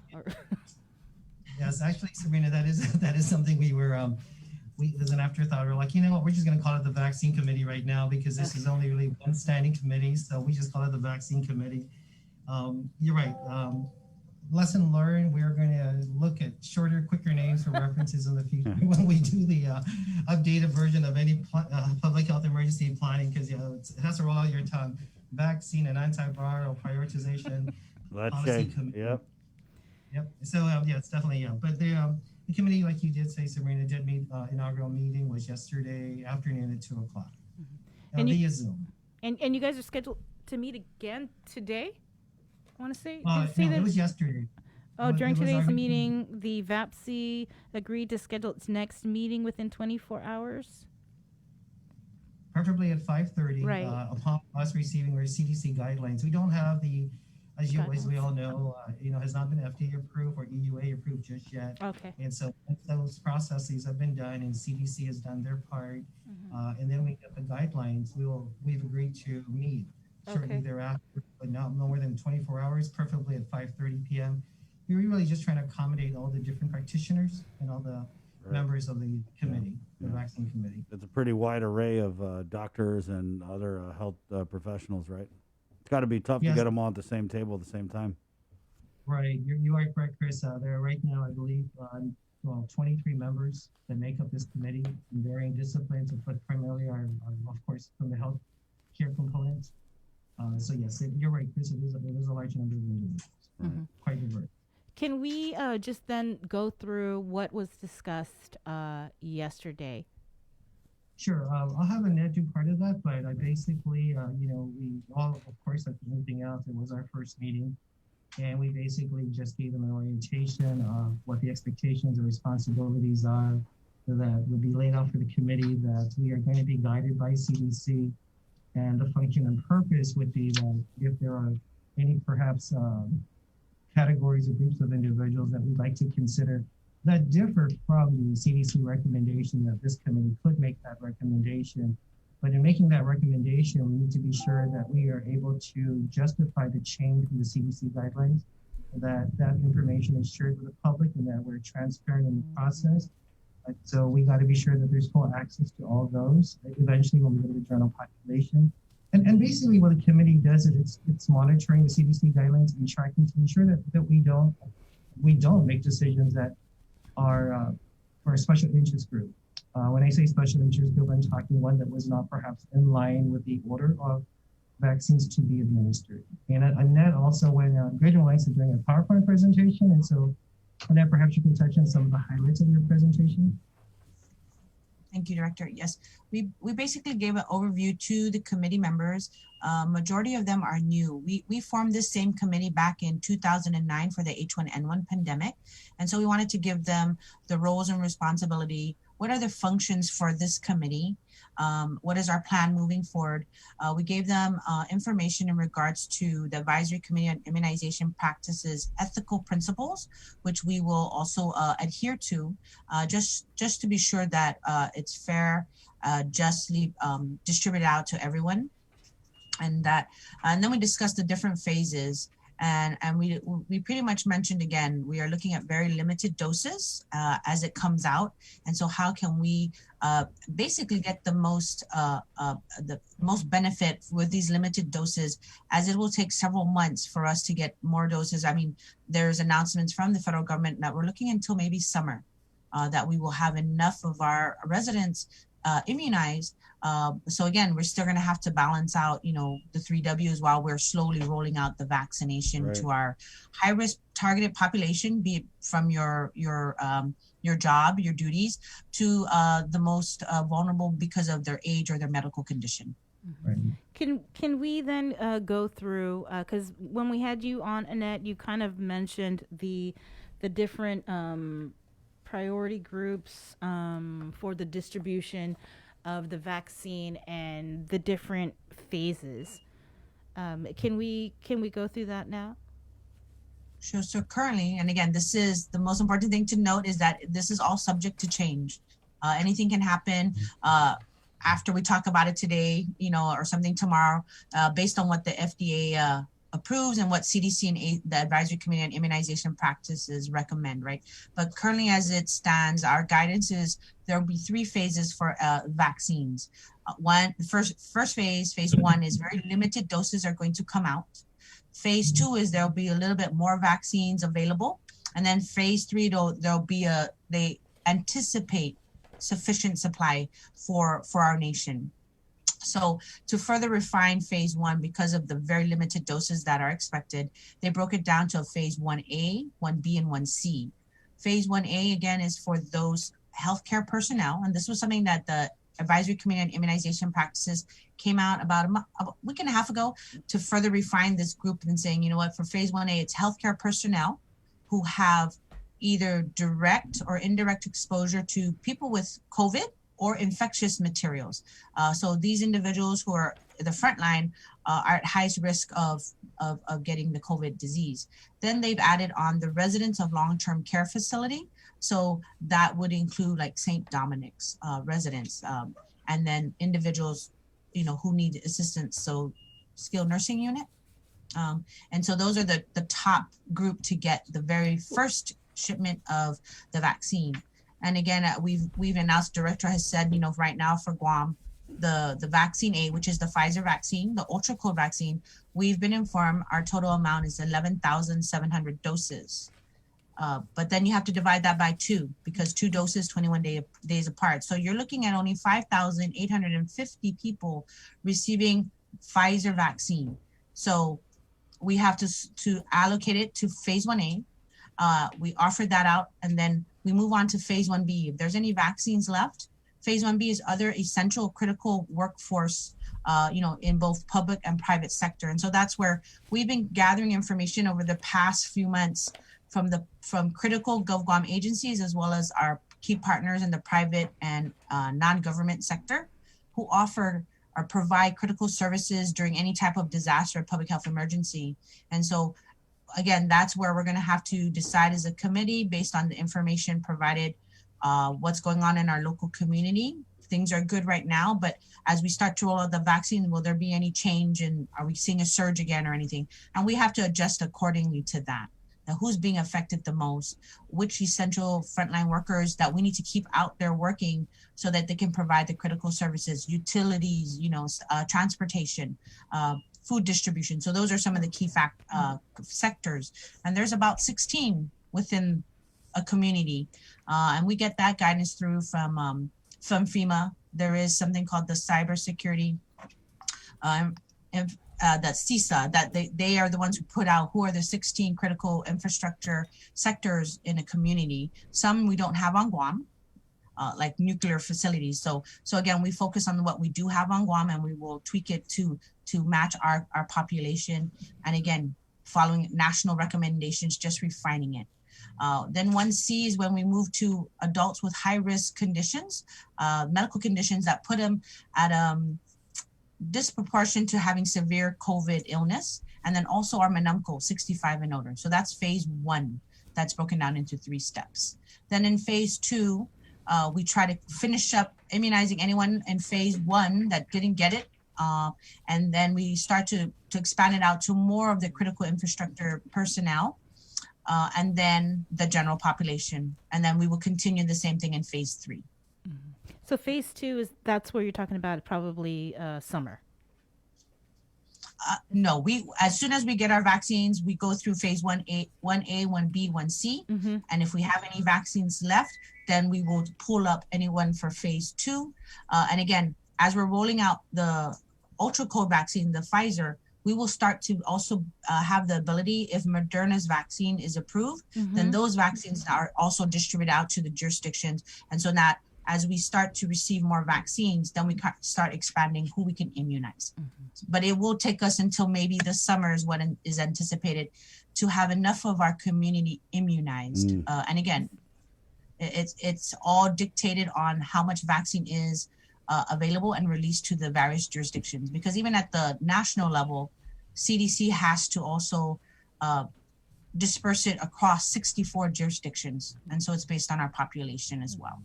Yeah, under the residents of long-term care facilities, is Gumatran Kiladot part of that? They can be considered, yes. So anyone like assisted living, the skilled nursing unit, and Dominic. Okay. Under essential service workers, clergy part of that, or no?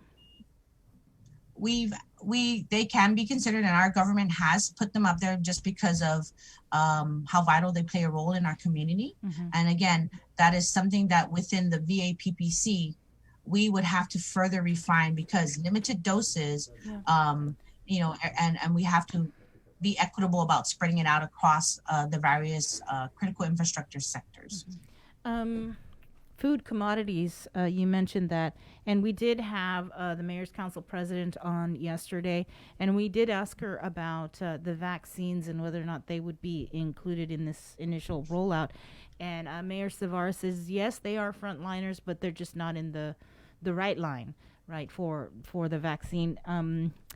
Will they be part of phase 1 or considered essential workers?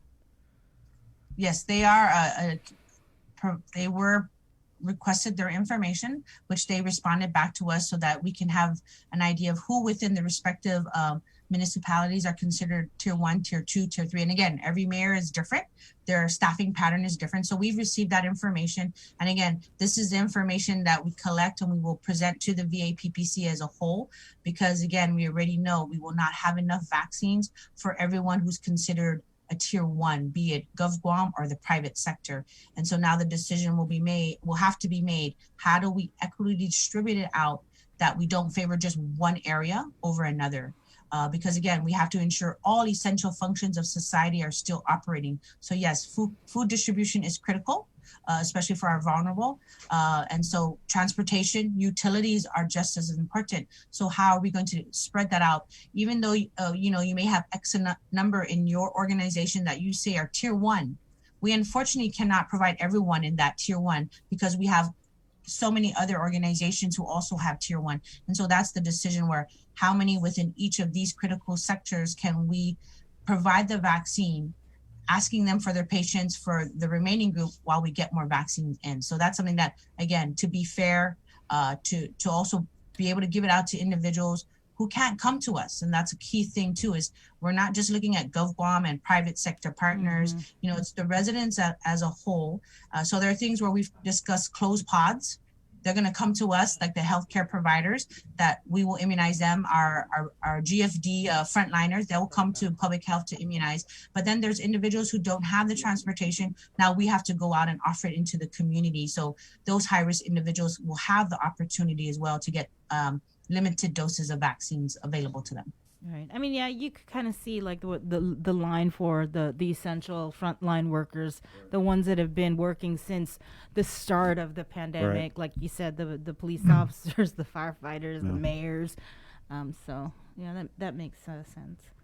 Art, what kind of challenges does having to roll out and execute this vaccine planning present when you've also got a big part of the department still responding to the COVID-19 pandemic?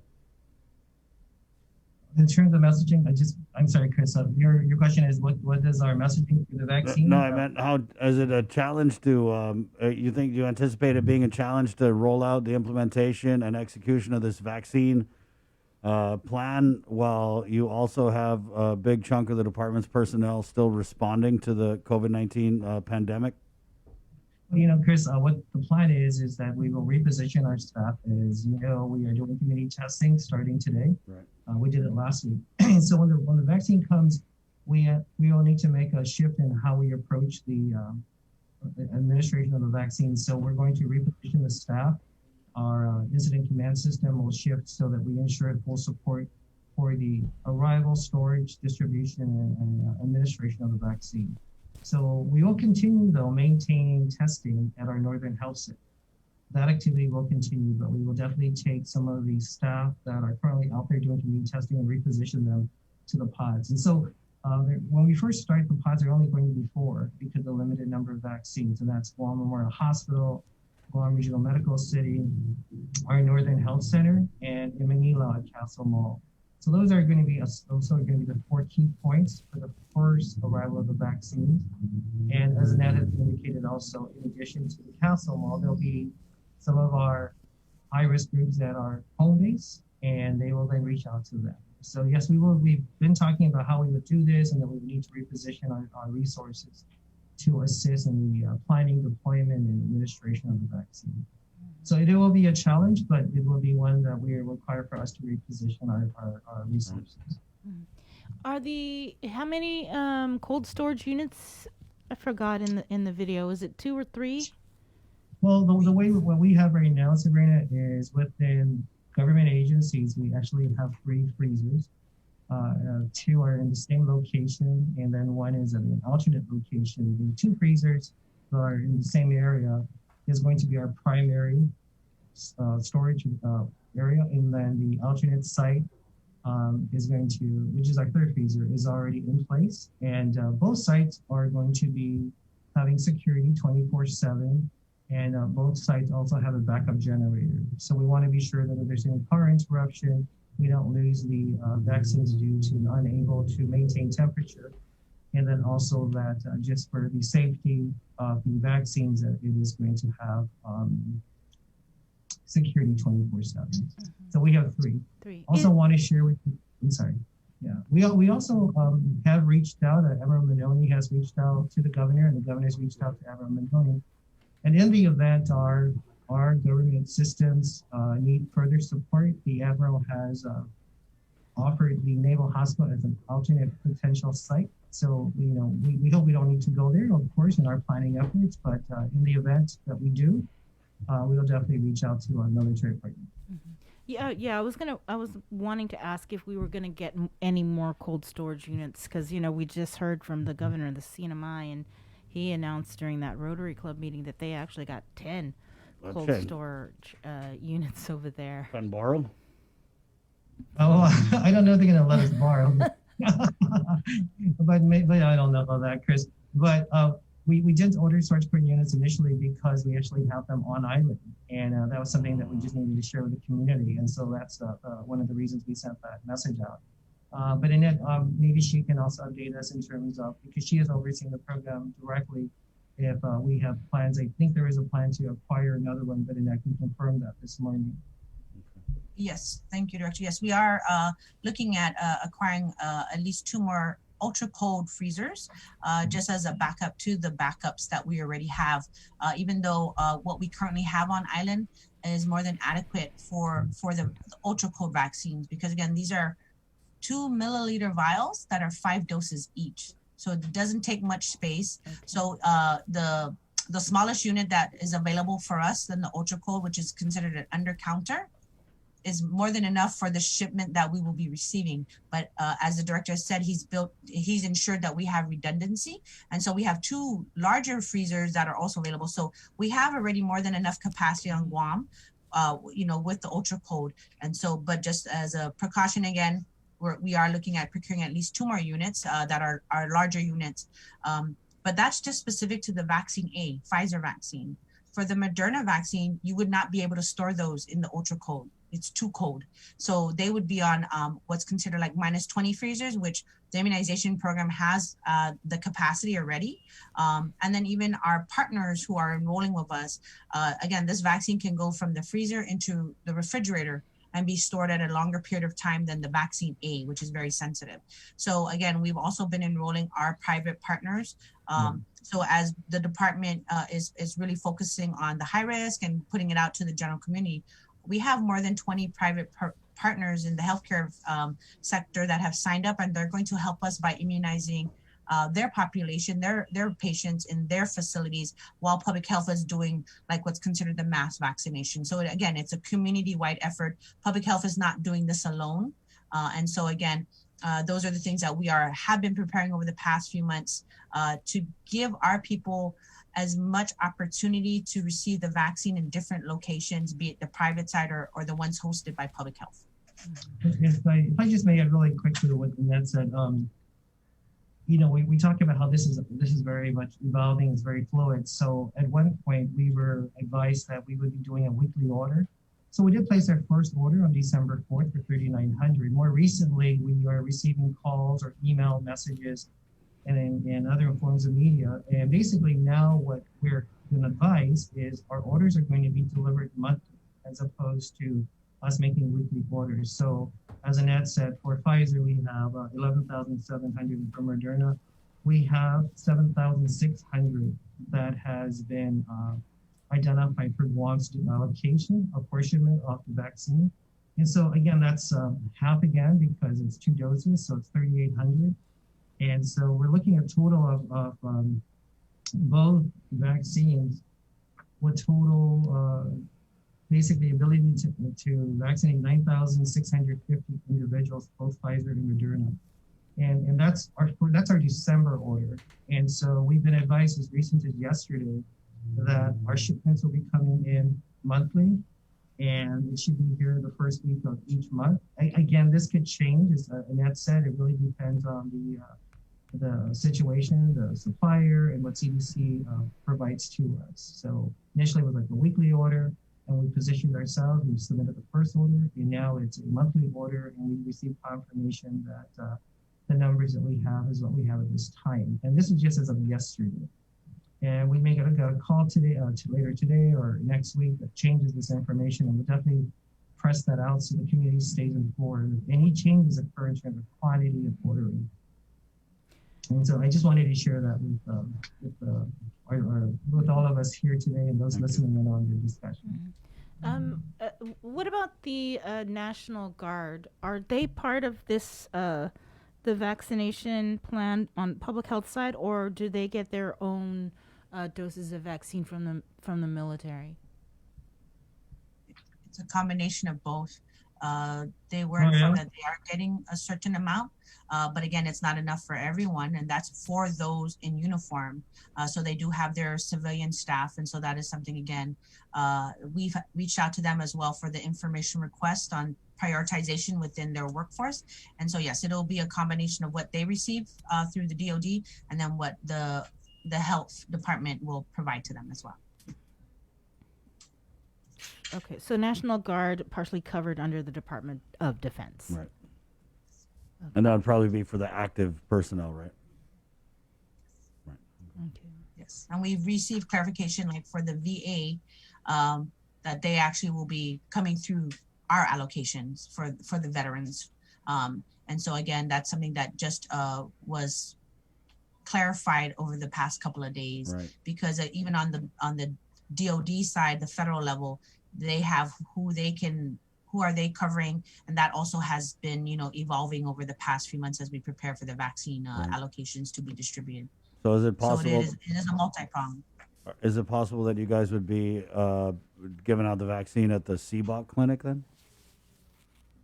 Yes, that is our intent, is to get them enrolled. And again, providers are required to fill out a CDC form in order to avail of the vaccine, to receive it and distribute it and administer it to their patients.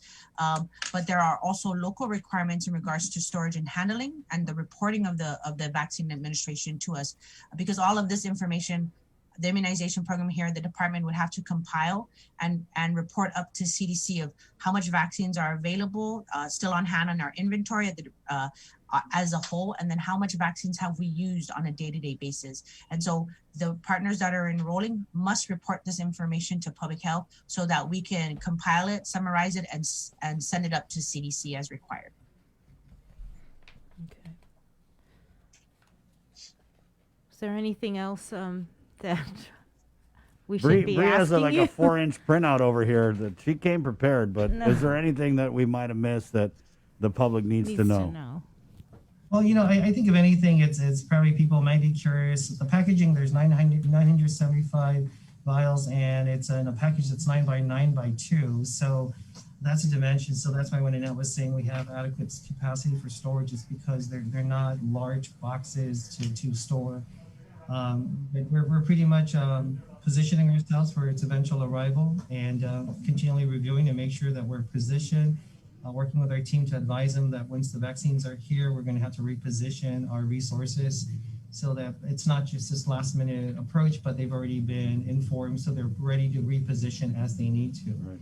And I want to say public health team and all our partners are really working well together at this point, and not that we were never working well together, so please don't take that out of context.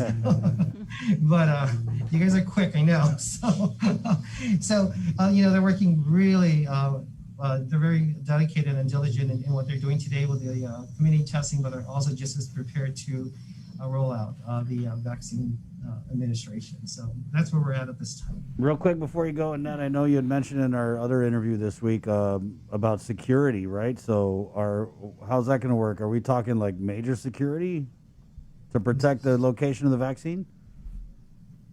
We would have individual present just to ensure for security purposes to, throughout the night and day, just so that there's no concerns about it. Again, it's very limited doses, so it's very precious to us, and we want to just make sure and not just physically being there, but also, God forbid, if there's power outages or something, that they would also be able to warn us that, hey, there's something happened with the power. And again, these vaccines are very sensitive to the heat, and so that's why it's ultra cold. And so we just need to make sure, as the director mentioned, the backup generators are also there. So it's not just having only security, but we have to make sure the generator is there to ensure that the power is uninterrupted. All right. Thank you, guys. And Art, Annette, I know that you guys are going to be rolling out the public education campaign. Please count us in. You need help, let us know. Yep. Yes, Jay had some ideas too, yeah. So definitely, bend our ear and we'll get it out there. Will. Okay. Thank you, Art. No, thank you. Thank you for coming on. Annette, always good to see you. Have a great weekend. We have virtual yogurt-covered pretzels. It's Jason's day to bring. Don't ask. I don't know. But it's from Trader Joe's. Okay, so take some on your way out, Art. Okay? All right, thank you. All right, Okay, take care. Okay. Thank you. Thanks, Sabrina. All right. To our viewers on KUAM TV, there's a whole bunch of great programming coming up. But if you want to catch up with us on the link of the breeze, we have Dr. Peter Lombard coming up. We're going to go to the NMI with Kevin Bautista. We got our GMH update with Lillian Posadas. We'll also talk with Janela Carrera, the spokesperson for public health, as they're getting ready to roll out community mass testing this morning. And former Governor Carl Gutierrez, I think he's coming on, but definitely Jerry Perez, the GVB deputy, is for sure coming on. And we'll also do curbside. There's a lot. So Chris, miss a link, miss a lot. So don't miss it, okay? Yeah. KUAM TV, my name's Chris. I'm Sabrina. Esta Ellos! Ho, ho, ho!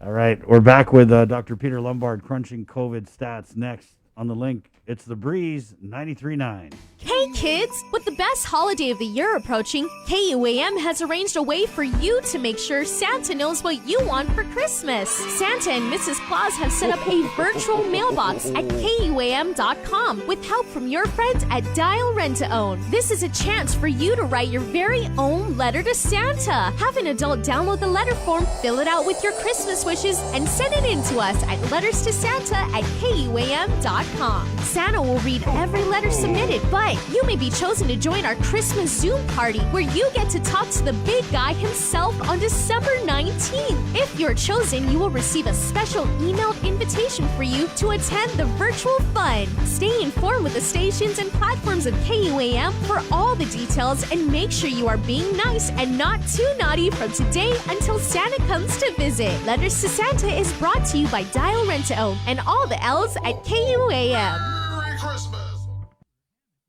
Let's get merry during the most wonderful time of the year by making spirits bright. KUAM and its community partners, McDonald's of Guam, Coast 360 Federal Credit Union, Office of the Governor, Island-Wide Beautification Task Force, and the Guam Museum want to highlight your decorations and lights by flooding the social media pages of KUAM with your videos and photos. Finish your holiday setup, snap a few shots or video of your delightful display, and send it to us through social media or email them to promotions@KUAM.com. Check out our posts every Friday or tune in to KUAM News Weekend Edition for a special montage of the submissions certain to be making spirits bright with every broadcast. Warmest holiday wishes from McDonald's of Guam, Coast 360 Federal Credit Union, Office of the Governor, Island-Wide Beautification Task Force, the Guam Museum, and KUAM Communications. Breaking news! This just in, Santa has a combined $4,000 to give away for Guam's best outdoor holiday display. Submit your outdoor display for a chance to win cash prizes. All submissions will be posted on our Facebook page, and the top 10 most liked pictures or videos wins a special cash prize to make your season even brighter. Visit KUAM.com for more details. Holiday federal employees and annuitants, the open season is here. Cboc Select Care offers a comprehensive on-island network, including GMH and GRMC. Our off-island provider network stretches across the Pacific, plus our partnership with United Healthcare provides over 1 million providers throughout the continental United States. Cboc Select Care, healthcare that's always there for you. Federal employees and annuitants, enroll today. The Christmas Pops virtual marketplace continues on the stations of KUAM and on our webpage at KUAMChristmasPops.com. Catch the encore through December 11th on demand and on the stations of KUAM Communications. The Christmas Pops virtual marketplace is presented by Stroll Courier. Get all your packages, documents, and gifts delivered island-wide. Visit strollguam.com/courier and book a delivery today. Domino's. Visit domino's.gu for faster, easier online ordering. And JA Guam, bringing the business of life to life. You overcame the challenges of this day and age and showed the world that our spirit of Inafat Malik is unbreakable. Siduas Maasi to all our community partners who helped the KUAM Care Force in giving back this year. And thanks to you especially, the people of Guam. Your kindness and generosity gave hope to so many in need this year. Let Giving Tuesday be the spark that keeps the spirit of generosity going throughout the year.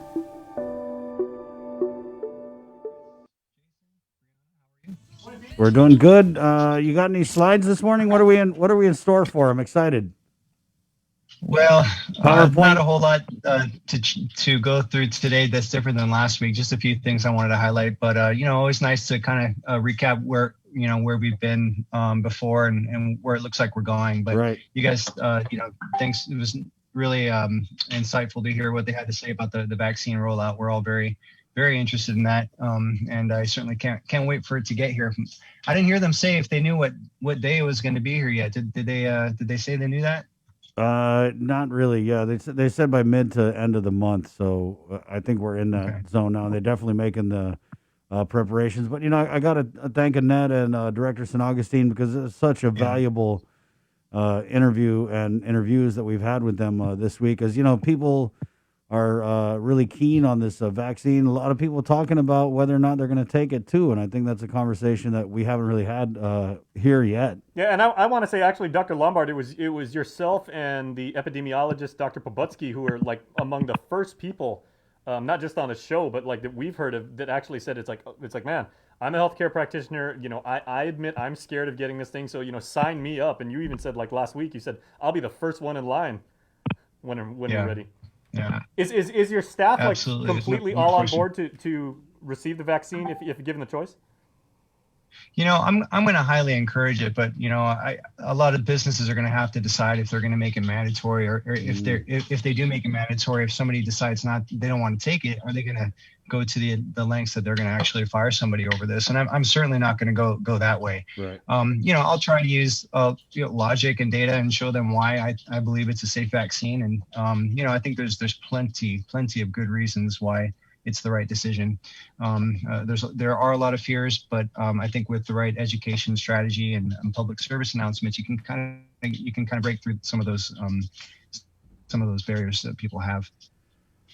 Doc, you talk about plotting the path of where we've been and looking ahead to where we're at, and let's kind of jump into that with PowerPoint Pete over here. So go ahead. Are we doing a screen share, Jay? Yep. Okay. Yeah. So, all right. So, I wanted to show just how far, this is a weekly breakdown. The first slide here shows how many cases we've had over the past week that ends on Friday. This week's numbers are about to come out, and I think we're going to see a drop down to around 120 cases compared to 191 last week, and probably well less than 20 in the age categories over 60 years old. So just a tremendous improvement over the past 4 weeks. And you can see we're down to levels that we haven't seen since early August when our late summer surge first started. So, and that's reflected in the CAR score. It's reflected in our daily cases. It's reflected in our hospitalizations. there's definitely good news there. We had a couple deaths last night reported, so we're up to 115 now. I mentioned this a little bit last week. It's really nice to see we've fallen off the curve of what was predicted, and I really think a lot of that has to do with the fact that we're just not as open in hospitals. When we have fewer sick people to take care of, then I think we do a better job taking care of them. We were the numbers that we were predicting were tracking along for almost 3 months, very closely, and then more recently they started to diverge quite a bit, which is a great thing for us because we're looking at 150 COVID deaths. If we had stayed along that same path, if we stayed along that same plateau of cases when we were in the 70 to 80 cases per day, that's how we would look. So really fantastic that things are turning around for us. That doesn't discount the fact, though, that we're still going to have around 250 extra deaths this year than what would be expected for this year if there was no COVID around. So, that suggests there are a lot more deaths out there that are attributed to COVID that we haven't correctly identified. Yeah, Doc, we talked about that a few times. I wanted to share with you just real quick, and we're trying to confirm this. But I got a message on my social media from a woman who said that her grandmother had passed in mid-November and that she would soon be counted as a COVID fatality. And this woman was saying that she's in a conversation with some of the people at Adelup. So I know that you've said a lot that we might be undercounting these deaths. So I think that was also interesting that they released a death that happened on, I think, December 7th, right, Bree? Yeah, I believe it was December 7th. So I'm kind of curious about I know that's a little anecdotal, but I thought it was interesting that you bring that up, and so we'll get more info on that. And anyway, go ahead. Yeah, I think there's, when you hear about examples like that, you can understand how these things can happen. They can be missed on the day that the person dies, but eventually it's discovered that they did have COVID, and that was definitely something that contributed to their death. So I think, even if we're at 200 excess deaths, that's a lot, but I think we're looking to be around 250 or so. The vaccine, I talked about this last week, and it's really great. I heard Dr. Cabrera's interview a few days ago, and I was surprised even talking to a nurse at the OR where I operate, and she was a little bit on the fence about taking the vaccine too. So, I try to just reiterate the most important points. We've seen 30,000 people get this mRNA vaccine and no serious adverse events. There is, and I don't think this has been discussed, but I'm sure it will soon. You guys have been asking every time almost, hey, is there anybody that should not get the vaccine? And other than, pregnant women, and I think it's children under the age of 16. But I think what we're going to see is folks that have a history of anaphylactic allergies will probably also not be recommended to have the vaccine. But that's some fairly new information coming out of the UK, because I do think there's an adjuvant within the vaccine that some people can have an allergy to. So, but in general, this is a just tremendously effective vaccine, and so far, the side effects on the profile of side effects are very, very, very favorable. So I wanted to show this, and if you had to be, if somebody asked you to take a medicine and this was the side effect profile, you got fatigue in 33% of people, headaches in 33%, chill 6%, 11% with diarrhea, 11% with muscle pain, 6% with joint pain. Would you be really excited about taking this medicine? Probably not.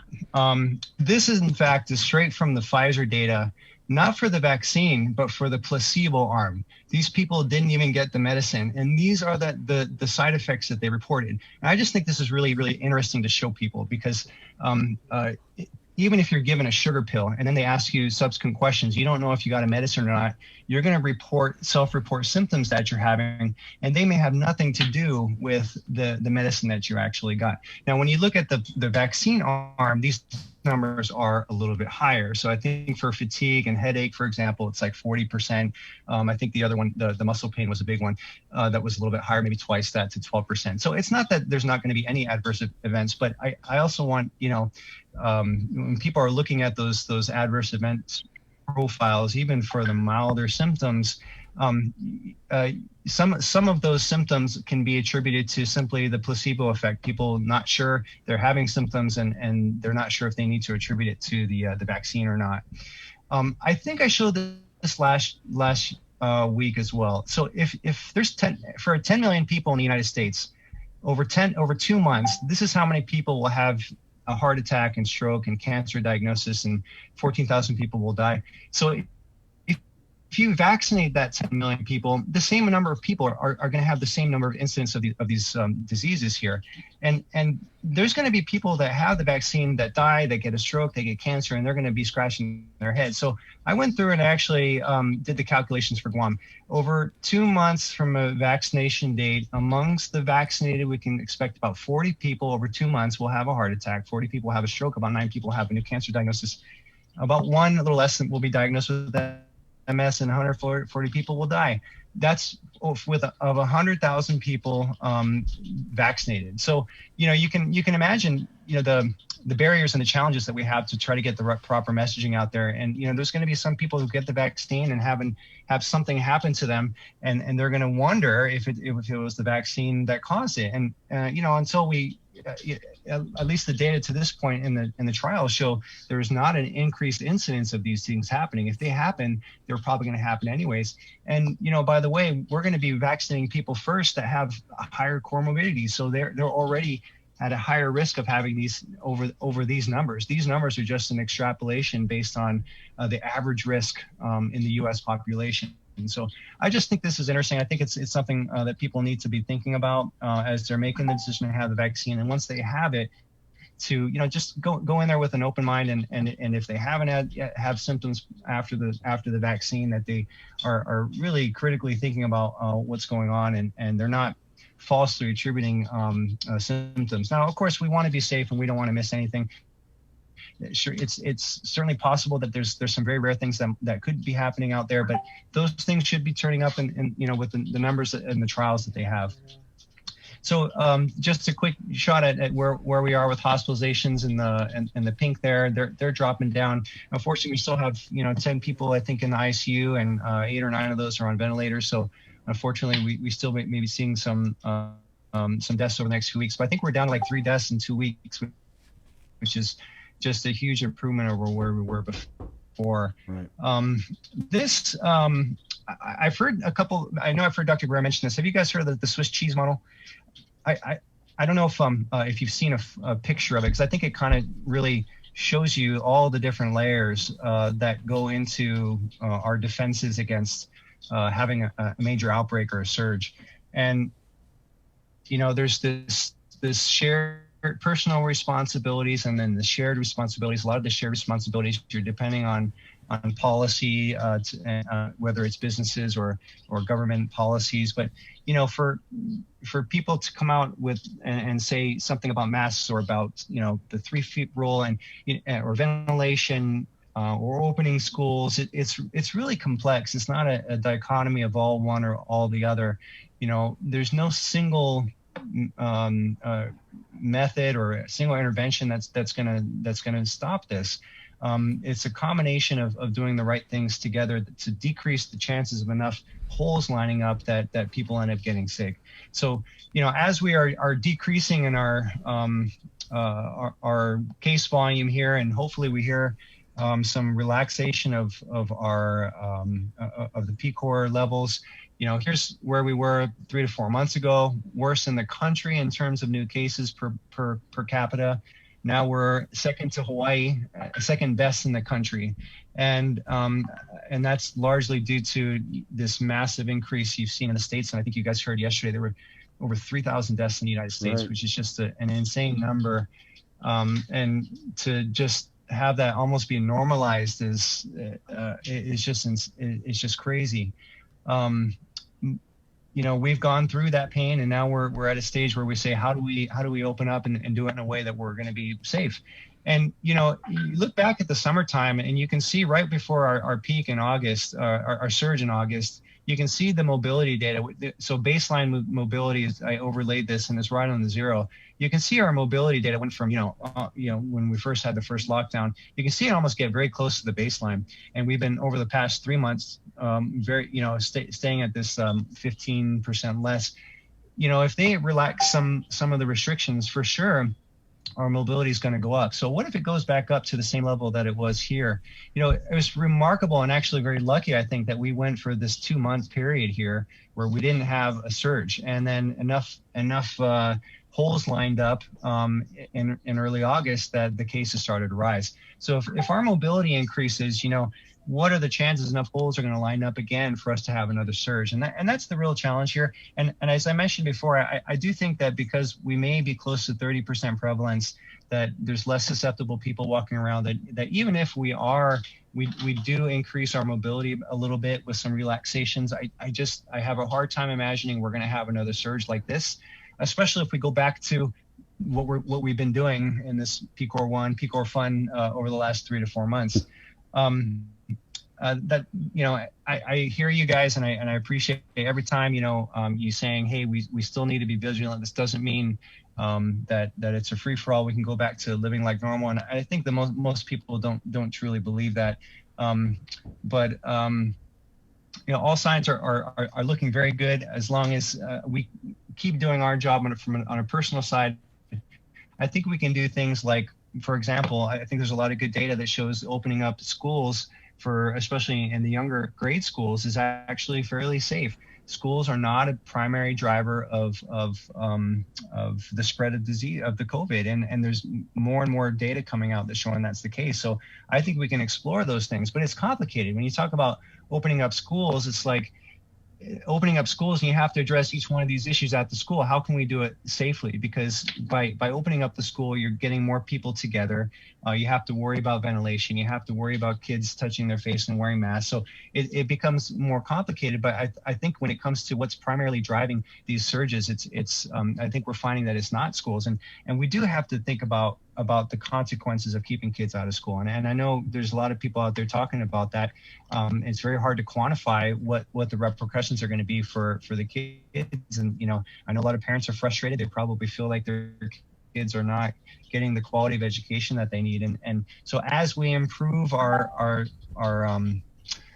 epidemic profile, I think we need to start thinking about those things a little bit more. We're just soaking that all in, Doc. That's some really telling data. Right. Yeah. Doc, when you talk about thinking that there's not a lot of people left out there to catch COVID, that coupled with just the conversation now, it's kind of shifted towards the vaccine and when we're getting the vaccine and who's going to get it.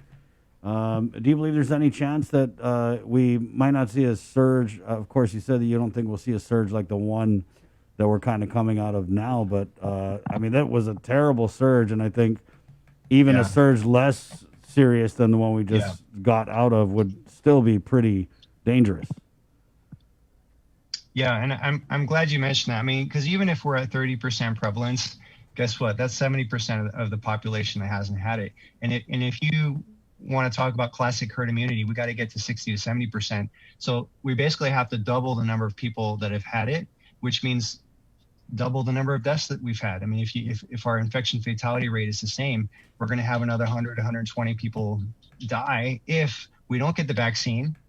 If we don't get the vaccine, and our numbers, even if we flatten the curve, eventually those numbers will start to go up until we get to that 60 to 70%. So we definitely want to try to continue to keep the curve flat, as cliche as that might sound. At this point, there is, I think you can see the benefits in terms of our deaths and our hospitalizations. When our hospitals are less full, we do a better job of taking care of our sick patients. And so there's absolutely lots of people that still are susceptible. But I think the point I was trying to make is a lot of those people that are still susceptible, those are the ones that are doing the right things and are staying home. The ones that are more likely to be putting themselves out in the public in a situation where they might catch it from somebody else, that's the group where the prevalence is probably a lot higher. And so there's I think that's going to help us control future surges, but certainly it's possible. And that's why we can't, I know they're really focused on vaccine, and that's wonderful, but right. Look back at where we failed, and we didn't have the testing capacity in early August. We didn't have the number of contact tracers that we needed. So if we start having having another surge. What have we done to fix those things? They've got a lot on their plate, but Right. I think when it just comes to manpower and whatnot, they're doing the best with what they have. Yeah, and I think it's interesting now we do have the testing capability, but they're having a hard time getting people to come out and get tested. Yeah, well, I think there's less disease in the community, so there's less people as worried about it. Oh, I need to get tested because I know so and so is sick. I think that drives a lot of the voluntary testing, and so that just speaks to a lot less disease in the community right now, I think. All right, Doc. In closing, Jay's got something. Jay. Oh, go ahead. I mean, if you got a parting shot, Doc, go ahead. I Go got a ahead, Jay. question for you. Go ahead. No, I'm just, I'll just reiterate. Yeah, I can't wait for the vaccine to get here. Can't get here soon enough. I think that any fears that you might have about the mRNA vaccine, I mean, I think it's healthy to have fears, but again, think about the alternative. Think about if we don't vaccinate and we just let the disease take us to herd immunity, that's twice the number of mortality that we've had to date to get to that point. Okay, well, yeah, Doc, I just wanted to ask, final question for me, not so much related, but nonetheless important. There's a certain sporting event of which I know you are intimately aware. This Sunday, 6 a.m. right here on KUM TV on Channel 11. Your alma mater will be playing a game that they take a lot of pride in as a proud graduate of the U.S. Naval Academy. So I don't even need to ask when your beloved. I've got my swag. There you go. I was gonna ask, are you wearing the ring? Oh, I don't have it on right now, but I'll be putting on my leather sweater and my football jersey. I'll be all out for Navy. Well, yeah. Before we let you go, could we get you to just say it one time for all your midshipmen? Just say "Go Navy." Go Navy, beat Army. There you go, man.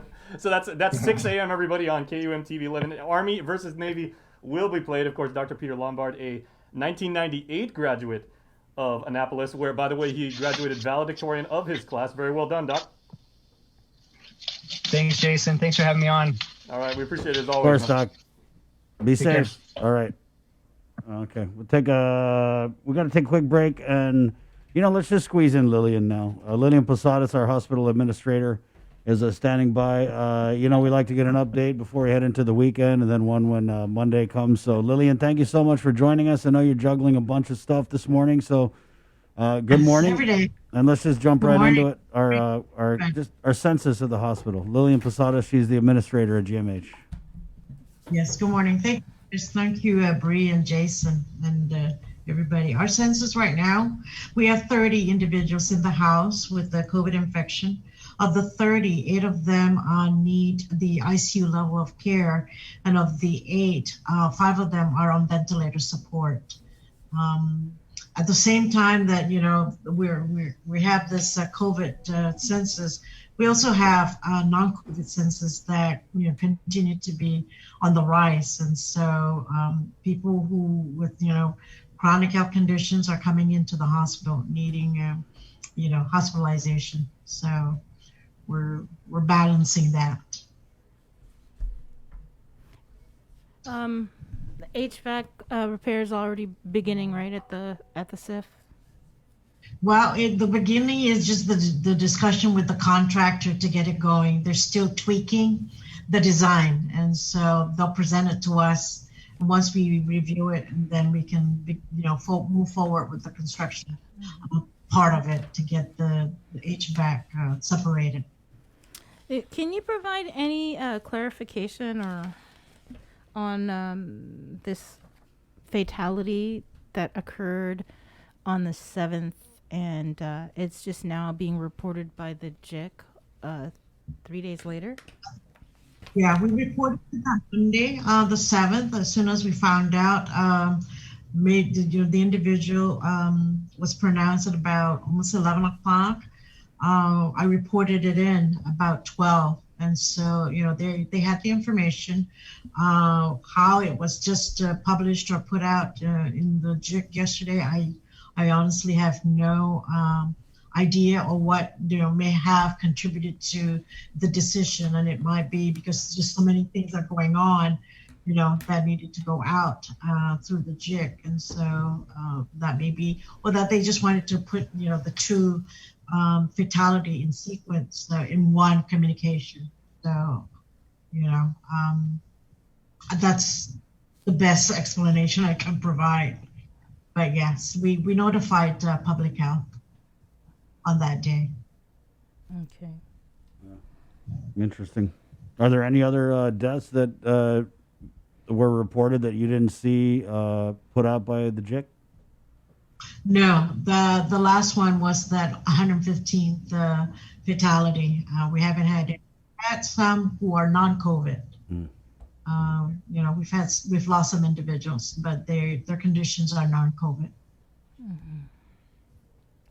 I wanted to see if you had any position on this, because I just got this just a few minutes ago on Bill 239. Are you familiar with Bill 239? I think it's that's the one that's authored by Senator Mary Torres and Speaker Tina Munoz Barnes regarding the nurse licensure compact. Right, for Guam to then be a member of that compact. So that way, if Guam is a member of that compact, all nurses who are licensed to practice in Guam, or other nurses who are licensed in a state that belongs to that compact, if they want to come to Guam, the processing of their licensure for Guam is in an expedited mode. It won't take the long process of the documents, verifying all the documents, because that's already done by their state. And so they will then be recognized in a much quicker, more expedient process, and less costly for the individual, for the RN. So that way it's not a discouragement for those RNs who want to come to Guam and practice in Guam. And just like also those military nurses who are active duty military nurses, they want to practice outside of their military hospital without having to go through the cumbersome process to apply for a Guam license. Their license from whatever state, if their state belongs to this compact, they can get up to a Guam license in a lot quicker process and less expensive, so that they can work, in the community, either Guam Memorial Hospital or Guam GRMC, or even in the community health clinic. They can have that experience, and not just the active military personnel who are registered nurses, but the spouses of those active military personnel, who are registered nurses and would like to work and would like to get some experience and, to contribute to the healthcare system of Guam. They can get that license quicker through this NLC. And so, that's why I support it. We support it. Is this an urgent bill where it has to be passed during this legislative session? Well, because this has been discussed since last year.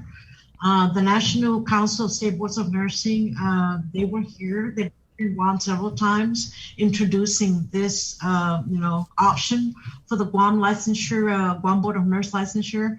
So it's been in discussion for a couple of years. And, we were kind of hoping that this would happen before COVID.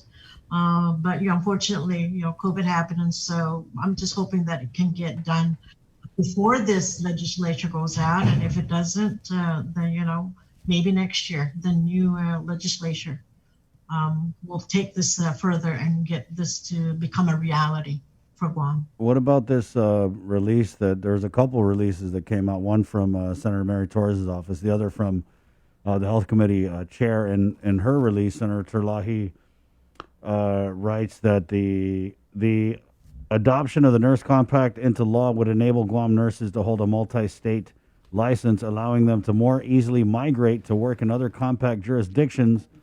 This ability is a major benefit of compact membership that may have the unintended consequence of compounding the chronic nursing shortage in Guam. Yeah, and that's a valid concern. But it's happening. It's been happening for many years that a lot of our nurses here in Guam, they leave. they leave for many different reasons. And so that has been happening. It's not anything new. So if it does expedite that process for us to lose nurses, but also it's a two-way street. It gives us the benefit to expedite bringing in nurses at a quicker. So, and I understand the concern, but it has been happening for years that we lose nurses. Right. And now what we need to work on retaining our nurses. By paying them more, maybe. Well, that's one of them. That's one of the, absolutely, one of the strategies. But, we also need to build the leadership and the mentoring on our island so that we don't lose these nurses. We want them to feel that they're committed to stay on island because they have that support and they have the opportunity to move up into the ranks, not just on the clinical track, but also on the leadership administrative track. Okay. Okay, Lillian. Any message before we head into this weekend? Car scores down. Governor's going to ease restrictions next week. The vaccine is on its way. Are you ready? Are you now going to say go out and have a great time, Guam? No, we still need to be cautious. We still need to be diligent and not, be complacent and not take it for granted that, oh yeah, the car scores go down. We can go and have a barbecue at the beach. Please.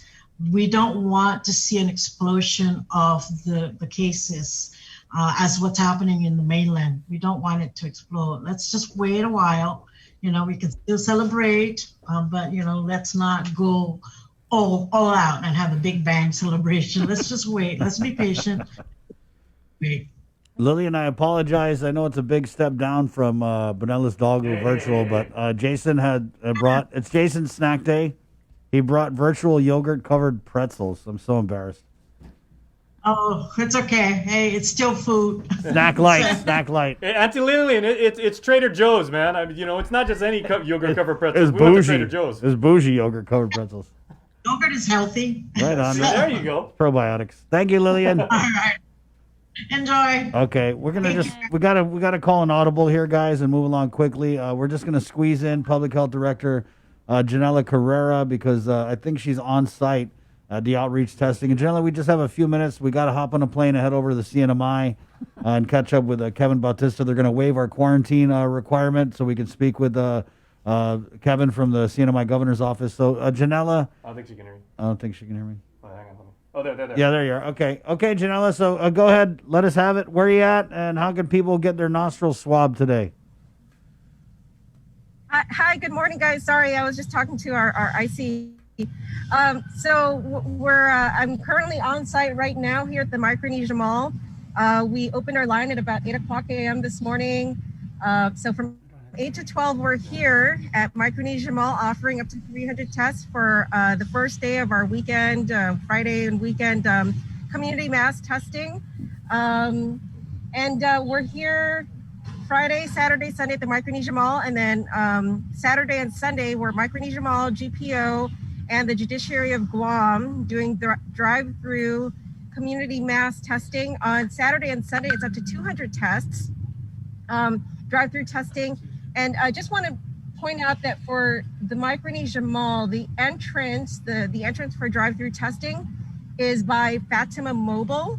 But it's that little entrance, the one that's closed off. If you're familiar with how the parking lot here is, it's that entrance that's usually closed off by Fatima Mobile. That's the main entrance to get to drive-through testing. And then the exit would be the main entrance that you're used to. That's how you would exit. Or you can exit the other way that kind of goes to Macy's Men and Children. So if you happen to enter through Macy's and Men's and Children, we do have National Guardsmen and women directing traffic to go the other way around. Right on. So for those who do want to testing, that's the entrance to get into to our drive-through testing here at the mall. What's the line like this morning, Janela? Let me see if I can. It's actually pretty long right now. Let me see if I can take you guys there right now. Right Hopefully I don't get cut off. But this is what our line looks right now. So it kind of snakes around. to the Payless bus or parking extension parking lot. And you can see, let me just walk over real quick.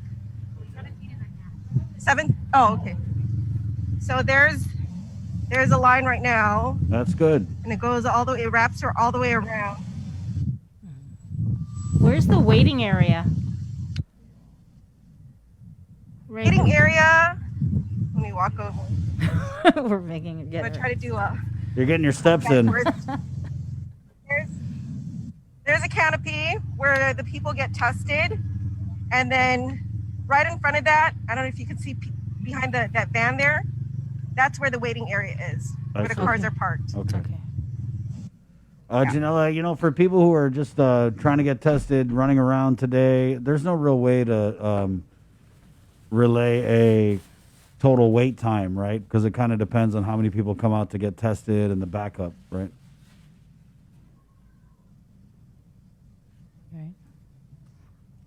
Sorry, could you repeat that question?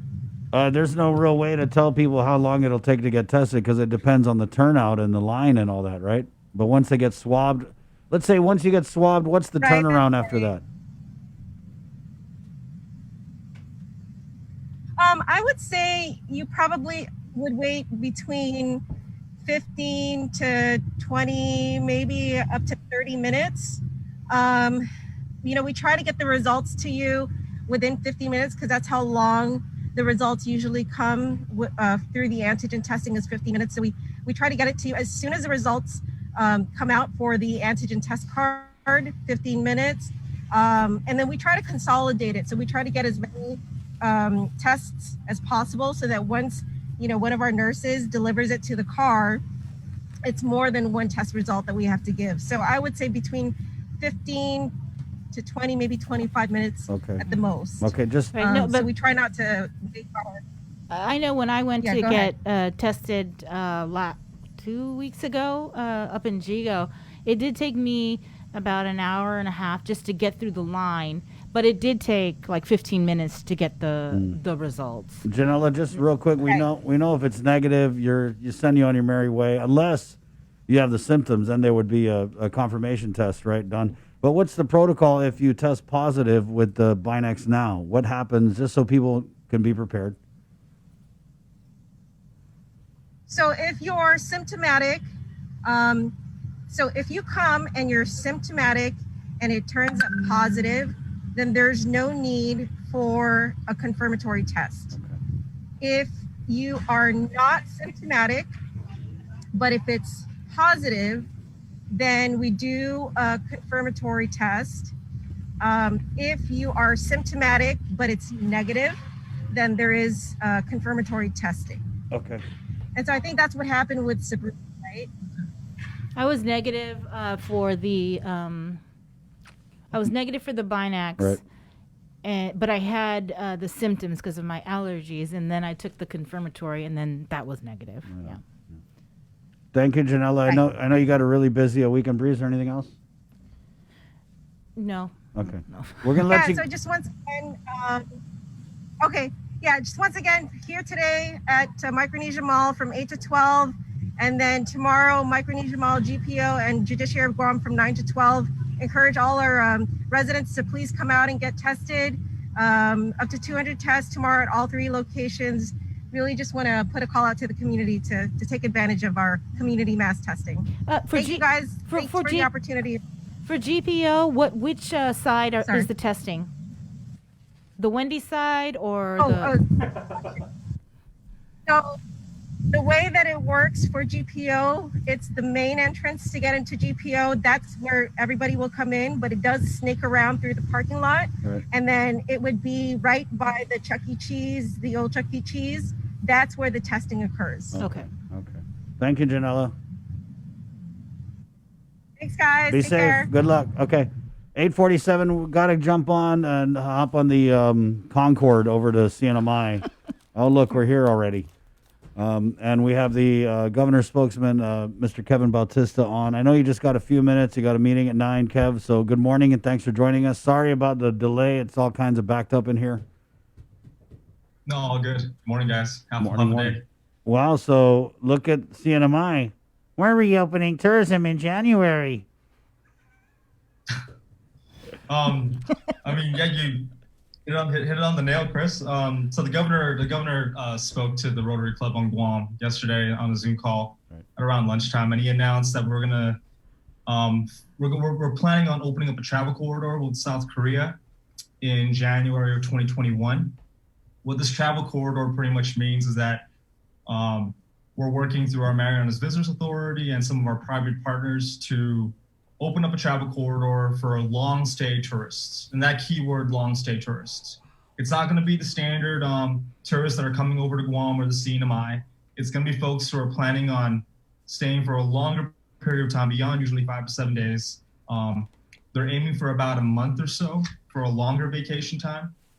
And then be able to go back to South Korea to be able to face that 14-day quarantine, which the South Korean government is still not budging on removing that requirement for the residents. So the governor announced that yesterday. The MVA board approved the proposal, and looks like we'll be moving forward with that in January 2021, and we'll see how it goes. If I don't know if you guys heard on the Zoom call yesterday, the governor brought up the example of what the corridor would look like. So the individuals, the tourists from South Korea would be going into a hotel facility on island, stay there for 5 days based off of the same quarantine protocols that we've had here in the CNMI that have been going on since the summer, and then be able to, once the 5th day test shows that they're negative, they'll be able to go out, utilize the hotel facilities, and then eventually taking that another step further to, if they choose to play golf, which a lot of our Korean tourists like to do here in the CNMI, they'll be able to do that and go straight from their hotel to the golf course, and then be able to play golf, but stay away from the community. And I think that key word of segregating those tourists from the rest of the community is what we're finalizing right now with our private partners and the leadership of MBA, and the governor has been heavily involved directly on that. Wow. I mean, congratulations, Kev. I know I was just throwing a little shade, but just, you know me. But so, like you said, you want to reopen in 2021, wait and see. How feasible is it that you would receive the tourists, and have they already confirmed that some will be arriving? I don't have a definitive comment on the number of tourists, or if there have been any confirmations. There is interest, though. I will tell you that there is heavy interest from the South Korean market about this. Our private partners, as well as our tourism partners on the ground in South Korea, are working very hard to ensure that this corridor is done safely for both the tourists as well as the residents here in the CNMI. And then working to at least create this new normal, as the governor mentioned yesterday. This is new normal for the industry, where it'll have to change the way we operate with new requirements aimed at keeping our residents safe, while allowing us to bring back some hospitality and tourism jobs, and have some sense of normalcy within the industry at the beginning of the year. So we're hopeful, and we're looking forward to that. Is there still going to be the $400 entrance fee? For this specific corridor, this travel bubble corridor, we're not planning on keeping that. There will be a special rate and a tour package for these long stay tourists. I don't have the details yet; it's still being finalized. But once we have that all set, we'll be able to share that with our family and friends over in Guam to talk about that, as well as the rest of our travel industry partners like Japan and China, for that matter, and even the U.S. mainland who comes over. We don't have anything definitive yet. The current quarantine protocols still apply. You talked about that $400 quarantine fee. That's still going to apply. Per day? Kev, that's per day, right? Yeah, pretty much. Unless you're an essential worker and you're deemed essential by our territorial health officer.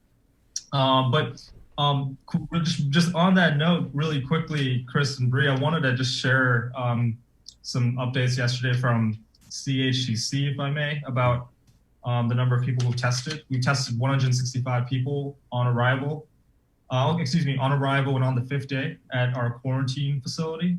So that's 83 passengers on arrival and then 82 travelers on the 5th day, and all tested negative, fortunately. Our last case was on December 8th,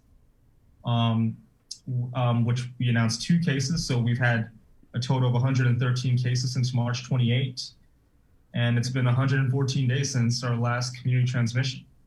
So far, we've had 87 cases identified through our travel protocol and 26 identified through our community screening. But again, 114 days since last community transmission. So we're looking pretty hopeful in terms of us being able to reopen tourism in January. How do you anticipate the third wave that South Korea is currently in? I was just Googling some stuff here. I mean, South Korea scrambles to build container hospital beds to combat third COVID-19 wave.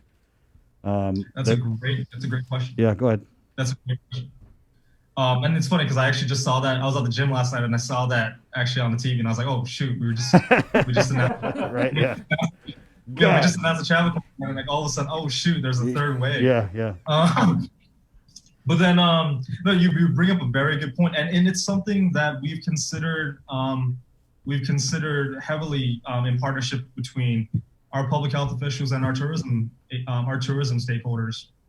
Our focus is really bent on being able to be vigilant of those surges in South Korea, be able to make the adjustments to mitigate against it, and then have that good faith that we've established with the partners in South Korea to send tourists that do have proof of a negative PCR test, and then would be willing to come here for a long stay visit and be tested upon arrival on the 5th day, and then subject to additional screening if needed, based off of their symptoms if they present any.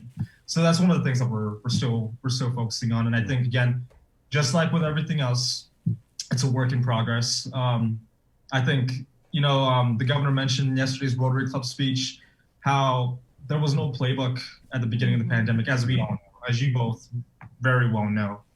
I was talking to Jason last night ahead of this call, and we talked about how a lot of the public information has been focused on making sure that we stop the spread of misinformation.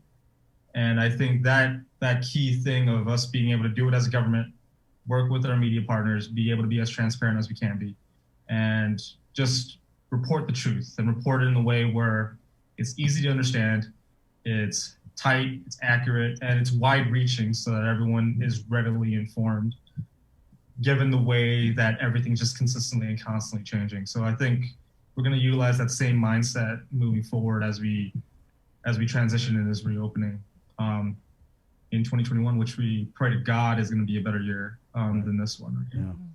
Yeah, and one thing that I admired in his speech was this partnership and this working together that he kept on referencing, and if something's not working, then we need to work together to come up with a solution. And so I really appreciated his words, and also how he was talking about the vaccine.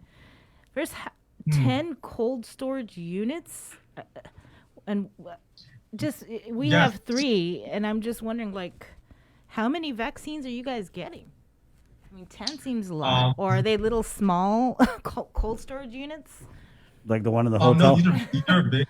These are huge. These are big cold storage units. Mm-hmm. And we talked a little bit about that, Bree, on the side. I think it goes back to the way that the governor is utilizing his partnership with our task force, public health officials, through our governor's authorized representative of FEMA, Patrick Guerrero, in being proactive and innovative with the way that we procure certain things for emergencies. That to us is the most important thing. We've been very transparent about this. These cold storage units, we procured it from South Korea, just like we did with the 60,000 test kits that we did in April. We procured it through South Korea. And for us, it's about, we know, not just as an island community within U.S. jurisdiction, we're like, just like Guam, just like the rest of the country, just like the rest of the world, we're competing for resources. We're competing for resources, and we're trying to be able to stay readily prepared for the biggest thing that is that we're anticipating, and just like everywhere else in the world, we have our skeptics out in the community may not wanting to do the vaccine, and us having to coordinate public messaging to be able to say, hey, this vaccine's effective, it's safe, and us trying to articulate that, getting our first responders vaccinated. The governor himself, as you guys know, on the Rotary Club call, indicated that he's more than willing to take the vaccine. If he tells me to do it myself, then I'm going to do it too. But then at the end of the day, I think it's us taking ownership as a community, and I think that's the biggest driving force as to why the governor keeps talking about partnership, having an open mindset, having a growth mindset, and working with private partners, working with people beyond just the government on how we're able to keep the curve flat and keeping and raising that number of our favorite number is that how X number of days since last community transmission. It's a good number. We want that number to keep going up. We're at 114, and I think we're just trying to keep going. We want to keep those days going up because I think going back to the one thing that the governor mentioned also was for us in cinema, one case on island is one case too many, and for us having a fragile island healthcare system in the middle of the Pacific where resources are hard to come by, they're scarce, and we're limited. We need to be able to fend for ourselves. And the only way to fend for ourselves is be able to ensure that we not just slow the spread, we stop the spread. We stop it at the border. We make sure that we protect our Mononco and our people with pre-existing conditions from even having it in the first place. And hopefully it continues. Well, I know I hate on you in a joking way, but I'm the guy who's always like, oh, people talking about where they want to go where there's no COVID. Well, yeah, you can go up here. It takes 45 minutes by plane. Might cost you a little bit on the quarantine, though. Yeah. Sorry about the quarantine. But I just want to say that, I saw the JIC update from Crystal last night, and to see the car score at 1.5, that's really great. What's you guys' car score at? We don't have a car score. Oh. We call it a community vulnerability rating. We go by colors. Right. I think colors are sexier than numbers. Oh, here we go. But I don't mean this. No. Hey, keep it coming. So what's the color for 1.5 on a car score for Guam? What's the sexy color? Well, green is the best color, obviously, right? But then 1.5. Man, I don't know if this color is gonna be an alligator. Aquamarine. Aquamarine, fuchsia, blue and green. Yeah. Green. But yeah, between blue and green would be where I think 1.5 would be for us. I know I didn't get his name, but I know the doctor that came in earlier, right before Janella. Dr. Lombard. Yeah, he talked about how there's a 30% prevalence rate on Guam.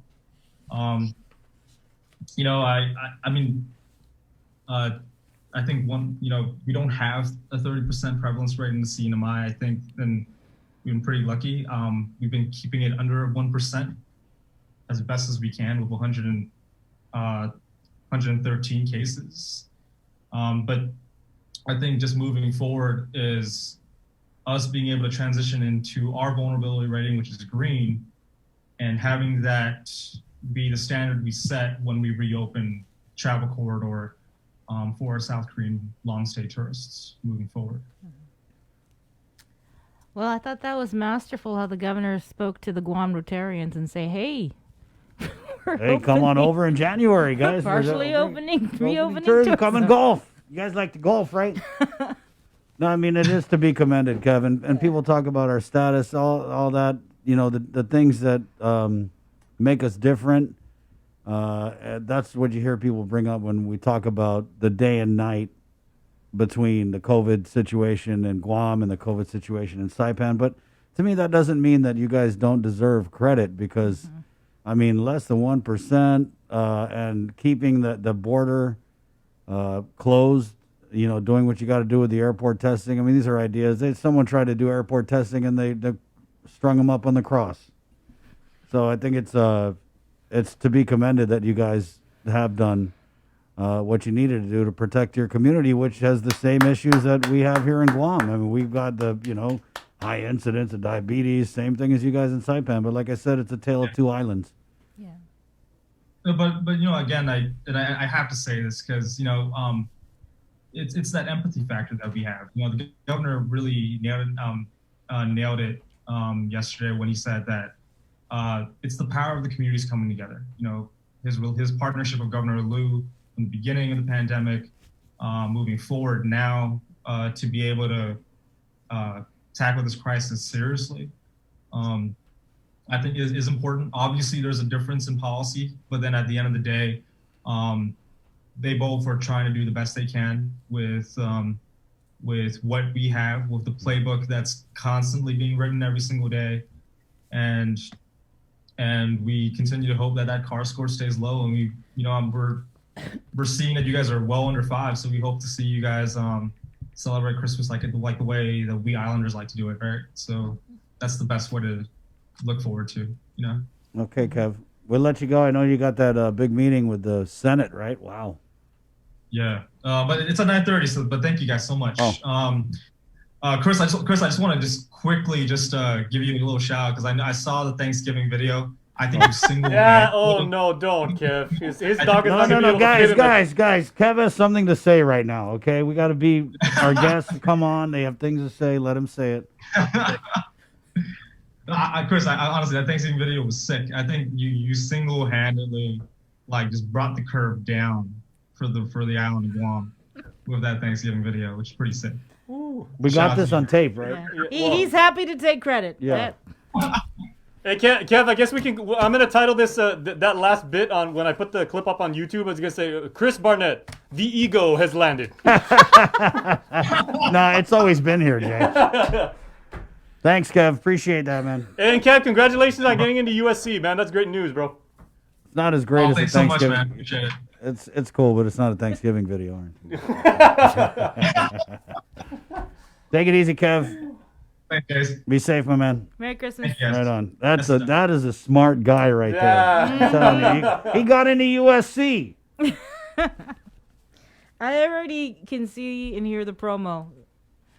Yeah, I can too. When's it dropping? When you're done editing it. We're not even. What do you mean you? Hey, Jay, send me that clip. There you go. Can you make it HD? Can you put surround sound on it? Can we get Virtual reality? Can we get it on a loop? Hey, it's 9:06, guys. We're KUAM FM. I got Guam. Quick break, and then, God, I don't like the positioning of. We just had CNMI. We're opening tourism in January, and now we got Jerry Perez coming on to talk about how we ain't even got money to do Christmas lights in Tumon. Sorry, Jerry. Ay, Kimalagu. So we're coming back with more of the Link on the Breeze. 93.9. Good morning, Guam. Holiday federal employees and annuitants, the open season is here. Cboc Select Care offers a comprehensive on-island network, including GMH and GRMC. Our off-island provider network stretches across the Pacific, plus our partnership with United Healthcare provides over 1 million providers throughout the continental United States. Cboc Select Care, healthcare that's always there for you. Federal employees and annuitants, enroll today. Hey kids! With the best holiday of the year approaching, KUAM has arranged a way for you to make sure Santa knows what you want for Christmas. Santa and Mrs. Claus have set up a virtual mailbox at KUAM.com with help from your friends at Dial Rent to Own. This is a chance for you to write your very own letter to Santa. Have an adult download the letter form, fill it out with your Christmas wishes, and send it in to us at letterstosanta@KUAM.com. Santa will read every letter submitted, but you may be chosen to join our Christmas Zoom party where you get to talk to the big guy himself on December 19th. If you're chosen, you will receive a special emailed invitation for you to attend the virtual fun. Stay informed with the stations and platforms of KUAM for all the details, and make sure you are being nice and not too naughty from today until Santa comes to visit. Letters to Santa is brought to you by Dial Rent-to-Own and all the L's at KUAM. Merry Christmas! The Christmas Pops virtual marketplace continues on the stations of KUAM and on our webpage at KUAMChristmasPops.com. Catch the encore through December 11th on demand and on the stations of KUAM Communications. The Christmas Pops virtual marketplace is presented by Stroll Courier. Get all your packages, documents, and gifts delivered island-wide. Visit strollguam.com/courier and book a delivery today. Domino's. Visit domino's.gu for faster, easier online ordering. And JA Guam, bringing the business of life to life. Let's get merry during the most wonderful time of the year by making spirits bright. KUAM and its community partners, McDonald's of Guam, Coast 360 Federal Credit Union, Office of the Governor, Island-Wide Beautification Task Force, and the Guam Museum want to highlight your decorations and lights by flooding the social media pages of KUAM with your videos and photos. Finish your holiday setup, snap a few shots or video of your delightful display, and send it to us through social media or email them to promotions@KUAM.com. Check out our posts every Friday or tune in to KUAM News Weekend Edition for a special montage of the submissions certain to be making spirits bright with every broadcast. Warmest holiday wishes from McDonald's of Guam, Coast 360 Federal Credit Union, Office of the Governor, Island-Wide Beautification Task Force, the Guam Museum, and KUAM Communications. Breaking news! This just in, Santa has a combined $4,000 to give away for Guam's best outdoor holiday display. Submit your outdoor display for a chance to win cash prizes. All submissions will be posted on our Facebook page, and the top 10 most liked pictures or videos wins a special cash prize to make your season even brighter. Visit KUAM.com for more details. Even a small gesture of kindness can brighten a child's day on Christmas. With donations more challenging to deliver, this year, the Salvation Army is in need of your help with their Toys and Joy Drive. Donate new toys or gifts for children and teens anytime between 9 a.m. to 5 p.m. at their Teton office drop boxes up until December 22nd. You can also drop off your toys to our donation drive-thru in our parking lot in Harmon between 7 a.m. to 2 p.m. on Giving Tuesday, December 1st. Let's all do our part and dig deep to bring some joy to kids in need this Christmas. You overcame the challenges of this day and age and showed the world that our spirit of Inafet Malik is unbreakable. Siduas Maasi to all our community partners who helped the KUAM Care Force in giving back this year. And thanks to you especially, the people of Guam. Your kindness and generosity gave hope to so many in need this year. Let Giving Tuesday be the spark that keeps the spirit of generosity going throughout the year.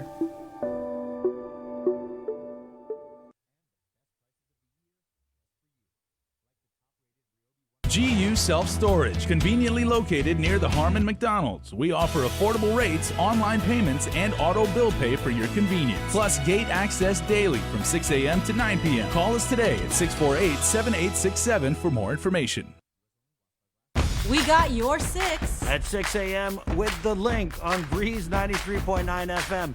Bree and I connect you with all the latest news and information you need to know to start your day. Then check back with Guam's news leader at 6 p.m. for the day's top headlines with KUAM News Primetime. From 6 a.m. to 6 p.m. and everything else in between with KUAM Digital, we got your 6.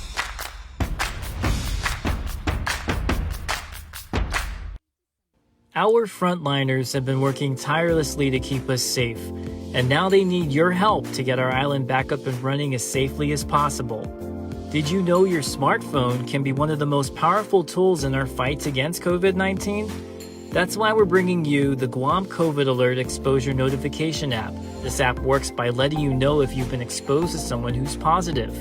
It's completely voluntary, And more importantly, it's completely anonymous. It does not track who you are or your location. Researchers at Oxford University have found that for every 100 to 200 downloads of the app, it can prevent 100 infections and save one life. Add your phone to the COVID fight by going to guamcovidalert.guam.gov or download it from the App Store or Google Play now. Help Guam stop COVID-19.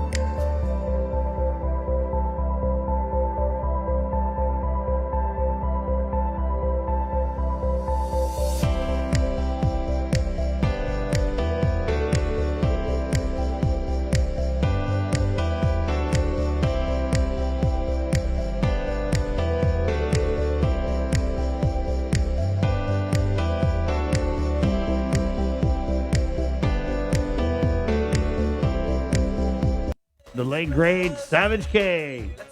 Merry Christmas. Oh, 9:15, Friday, December 11th. It's the Link on the Breeze, 93.9. We got the Guam Visitors Bureau Vice President Jerry Perez on, and I know he was in the Zoom room with when Kevin and we were talking about the announcement, Saipan reopening tourism in January. But we've got our own plan, right, to combat this, Jerry? Yeah, congratulations to Kevin and Saipan for having their opening up their arrivals from Korea. But don't tell Kevin this, but Carl Gutierrez has a secret plan, and that is when those planes come in on final approach, they'll be instructed by the tower to divert to Guam. Uncle Carl got a nephew in the tower. I gotta tell you, Carl thinks all the time. He does. He's definitely a planner. No, but I mean, air traffic control, you're still the one. Seriously, seriousness, right? Congratulations to Saipan. Great job, and just all the best on that new program. Right. But as I was sharing with you earlier, we actually had been in discussion on a similar arrangement, but right. We got detracted because of the spike in our COVID cases. Yeah. So now that it's down for quite some time now, I think it's time to rekindle those discussions again and see if we can get it back on track. But again, not to take anything away, congratulations to Saipan for doing that. Right. Let's just talk a little bit about the reopening tourism to the South Korean market is what they were saying. And it's a simple first page Google. You Google South Korea COVID. I mean, it's like tens of pages of bad news about where they're at with the virus right now today. So what kind of challenges does that present from, a marketing and attracting visitors standpoint? I just wanted to get it from you, an old industry guy. What's your take on that, Jerry? Well, that's just it. On this Korean side, there's going to be that reluctance to travel because of their situation. And from our side, we're going to be very concerned about arrivals having a negative test and getting tested on arrival if they're not, because we don't want to get reinfected again from outside. So we need to be vigilant, not only on our source market side, but also on arrival. Is there any, you guys met, the GVV board met yesterday? Is that what you were mentioning earlier? Yes, we had a board meeting yesterday, and we can't really talk much about arrivals because, our situation, but it was a regular board meeting. Mm-hmm. So you guys appeared in the committee of the whole before senators earlier this week. Oh yeah, on that, yeah, we did appear before the legislature on two legislative measures. One of them has to do with a hot bond. This is a refinancing of the hotel occupancy tax revenue bond. And the reason we needed to do that or want to do that is because of a lower interest climate, we're able to generate some savings that we can apply for us to use. So maybe first year after prepayment of debt service, we might generate something like $300,000 extra money that we could use, and then subsequently $2 or $3 million a year thereafter for several years. So that should help us because, as you know, the tourist attraction fund is not coming in. And then the bill regarding the use of the rainy day fund.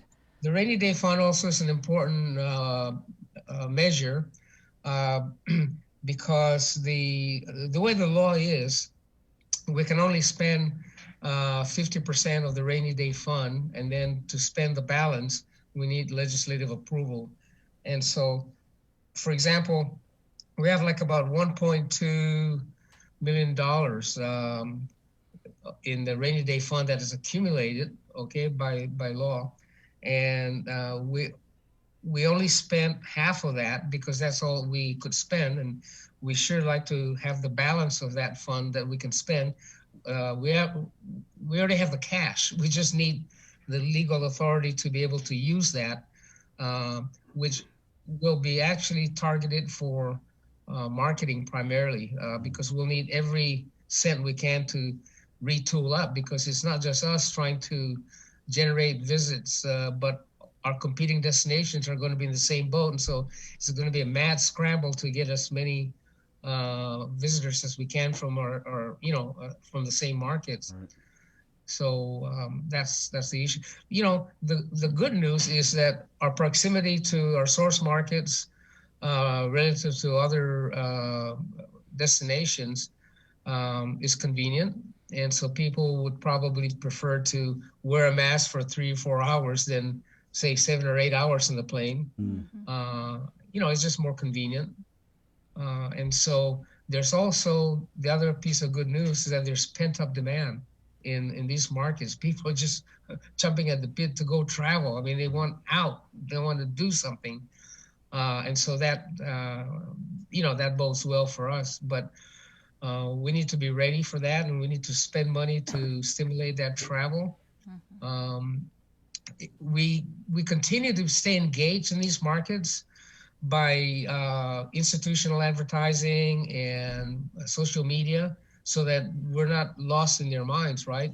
But to convert that into visits, we need an extra boost of cash to tactically generate those visitors. What type of numbers do you anticipate? Let's say if this whole scenario with the vaccine plays out, like Public Health said, by summer we vaccine enough people to create a scenario that's obviously much safer than the one. So just like percentage-wise, Jerry, let's say by December next year, what are we looking at? Like 20% of what we're used to, 50%? We're looking, Chris, with this vaccination, we're looking that second quarter of the fiscal year, which is January, February, and March. We're looking for some, I call it green shoots of progress, right? But more particularly in the third and fourth quarter, we'll probably get as many as, maybe 10 or 20% of our original traffic. And by year end, hopefully get up to around the 45 to 55% range. It's like I said earlier, this is not a V-shaped recovery like we had in the past. I don't know if you remember SARS.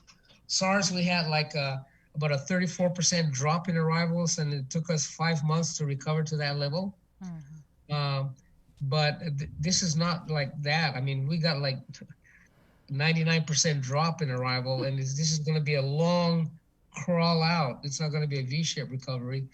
And the reason for that long crawl out is because the supply chain and the travel distribution structure has been totally disrupted.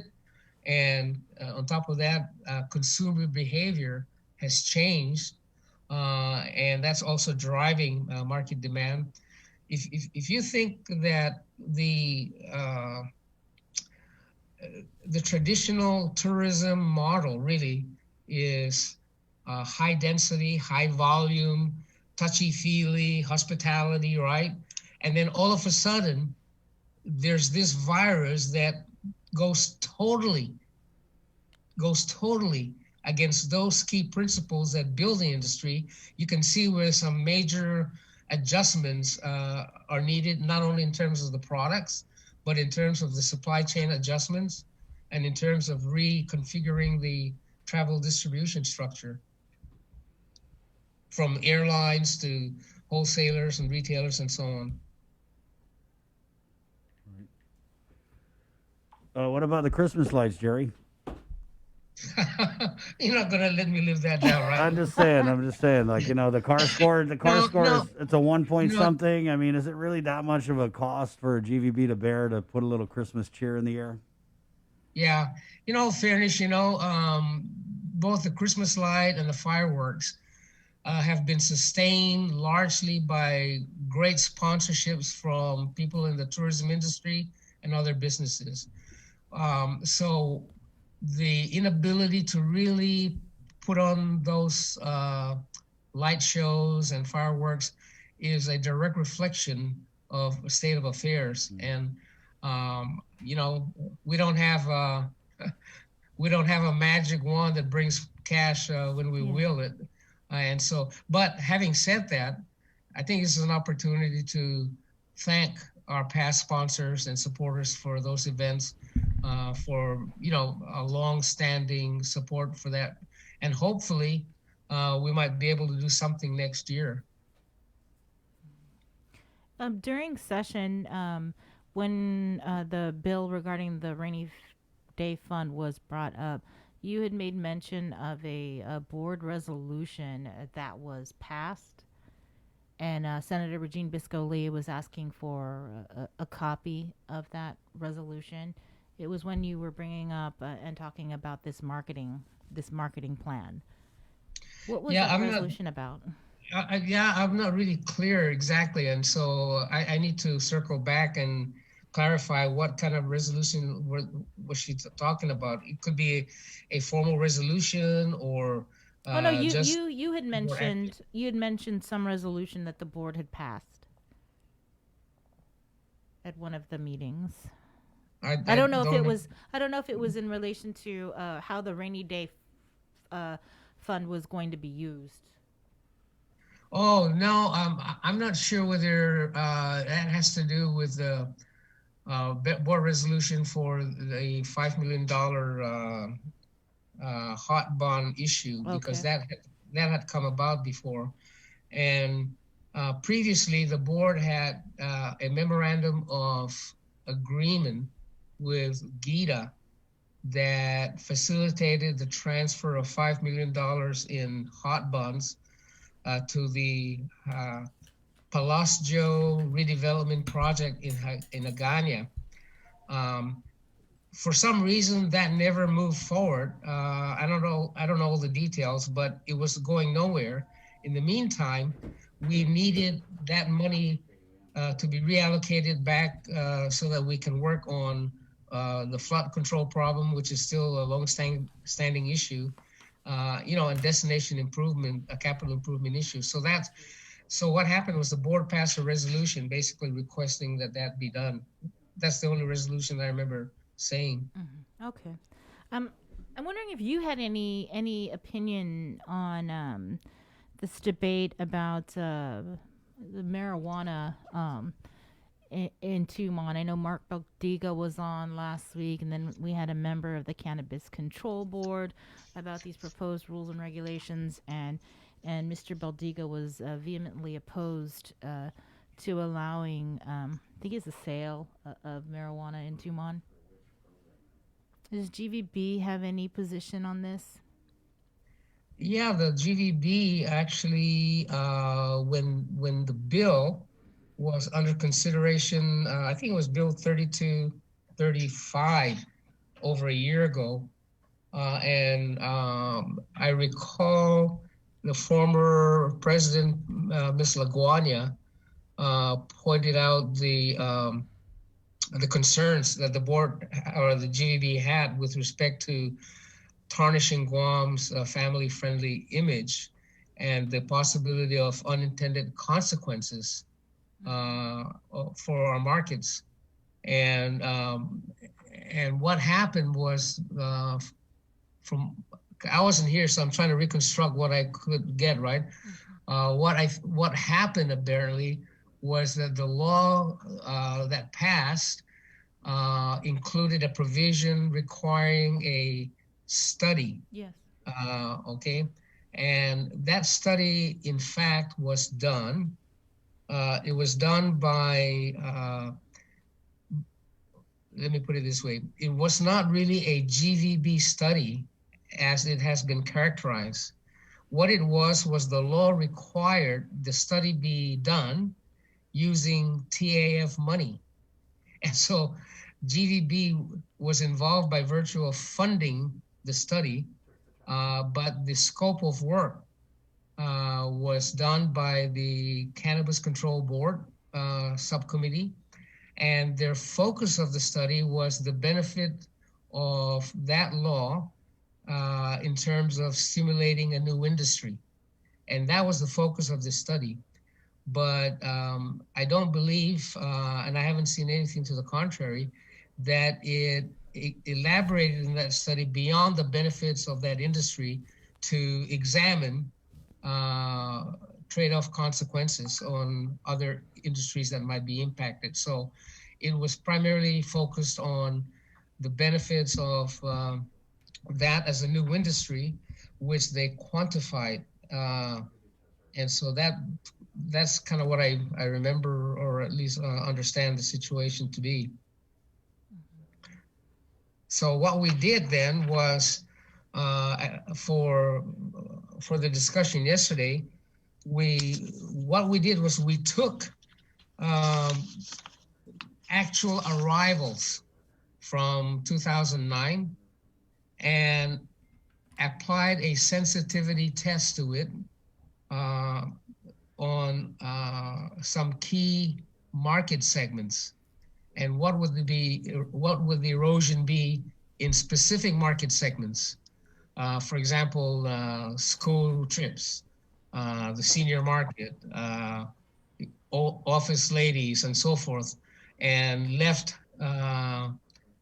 untouched the other markets. And so we came up with a calculation that I'm trying to look for it if I have it here. Oh, came up with a calculation that, let me back off a bit. I have my notes here. The net, according to the Cannabis Control Board, their assessment based on the study that was commissioned was a positive economic impact to Guam of 11.5 million, and estimating 31,500 incremental visitors. And they basically, that study basically said that it will support 734 jobs. So the focus of the study is to show, the merit of that new industry, and shows basically the 11.5 million benefit, 31,000 new visitors, and 734 jobs. So what we then did was did our own assessment, detached from that study, and took our 2019 actual arrivals and applied a sensitivity test to key markets like in Japan and Taiwan family market, and the Korean family market, and then all others. And then we look at school trips, both in Japan, Korea, and Taiwan, and then look at the silver market, excluding family and school trips, and sensitize that by nationality, Japan, Taiwan, and Korea. In Japan and Taiwan, we just sensitize that minus 50%, but Korea, 100%, because Korea is very, very conservative, very strict in their drug laws, and they've recently allowed medicinal use, right? But it's not unusual for them to test people arriving from destinations that allow marijuana, and then that's when they nab them. Wow. That's by law. Okay, so that's the issue. I mean, so what we did was we took actual arrivals and sensitized it against these key market segments. The least attrition that we applied is the young people, office ladies aged 20 to 49, for example, because those will be more prone to experiment, to do things. And we only forecasted like a minus 5% attrition on that segment. And so then we had no change in other nationalities and other segments, okay? And then we used the travel satellite accounting benchmark for spending and GovGuam revenues, and the local economic multiplier of 1.6, which has been established by the University of Guam. So where it ended up after all this is that we would have a negative impact of $578.8 million using the 2019 data that I mentioned to you. Okay, all of So that. the net economic loss is $486 million and 6,570 jobs. Now, like I said in a meeting yesterday, you know, we're not infallible, Chris, okay? Right. In spite of what you think. But if we were 50% off, that's still 240 some million hit to the economy. But if we're 50% right, it could be a lot worse than what we think. So I wanted to frame that discussion for the board to understand that the law is the law. It's already law, okay? It's just a matter of how you regulate the use of recreational marijuana to mitigate the adverse impact to our key markets. So that's basically the long and short of it. So the board discussed that at length yesterday, and pretty much agreed with our findings. So did you guys pass a resolution regarding this? I'm sorry? Did you guys pass a resolution, or it was just mainly discussion about this sensitivity study? No. Well, the board has always had that position, right? But where we left it yesterday was the board had instructed management to share this information and pass it on to the Cannabis Control Board, and then the legislature, because what the CCB has been doing is assembling all this information to finalize their rules and regulations, see? And then after finalizing the rules and regulations under the AAA process, the legislature has to either affirm it or, not approve it, right? They've got so many days to approve it or not. And so we're at that stage now where the CCB board needs to be sensitive to how they finalize their rulemaking authority in terms of making policy choices or in terms of making the right kinds of regulatory initiatives that would mitigate any harm to the tourism industry. So that's a no. No weed in Tumon. Yeah.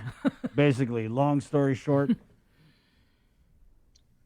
Well, in a sense, the question is for CCB now to craft regulations that would be sensitive to areas where a high level of tourism concentrations can be expected. It's not an easy task. I would grant you that, but it's something that we would probably need to ignore, or it's something that we can't ignore at our peril.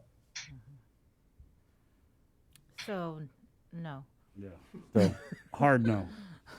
We're going to lose $500 bajillion.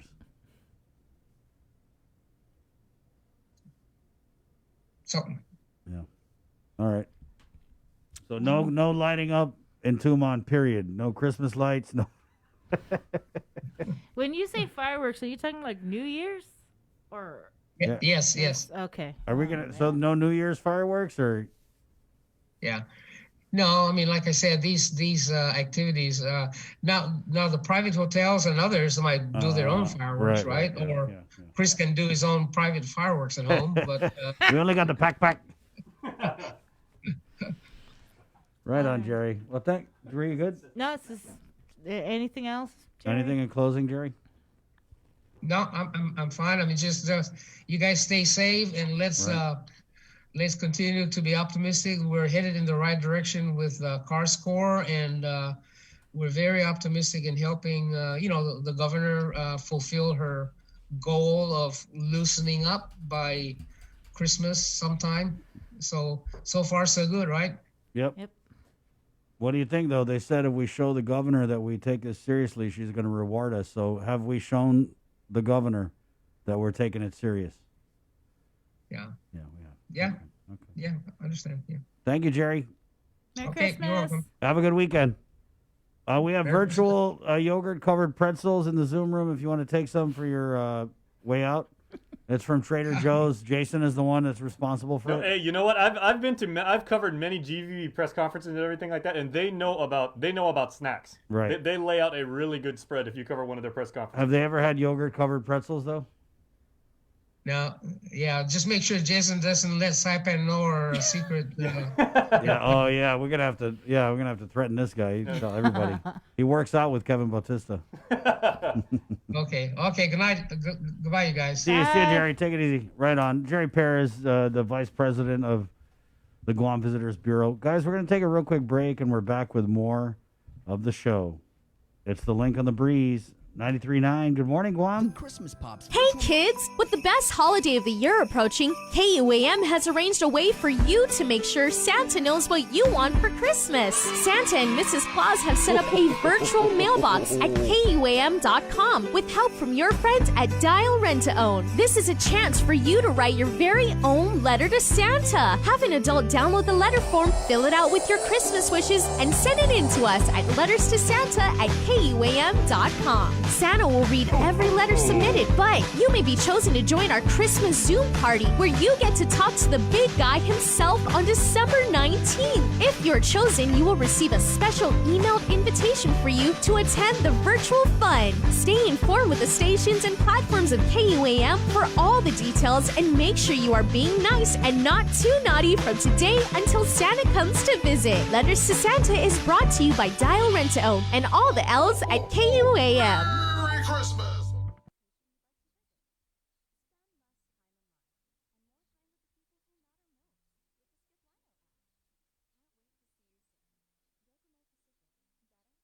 Let's get merry during the most wonderful time of the year by making spirits bright. KUAM and its community partners, McDonald's of Guam, Coast 360 Federal Credit Union, Office of the Governor, Island-Wide Beautification Task Force, and the Guam Museum want to highlight your decorations and lights by flooding the social media pages of KUAM with your videos and photos. Finish your holiday setup, snap a few shots or video of your delightful display, and send it to us through social media or email them to promotions@KUAM.com.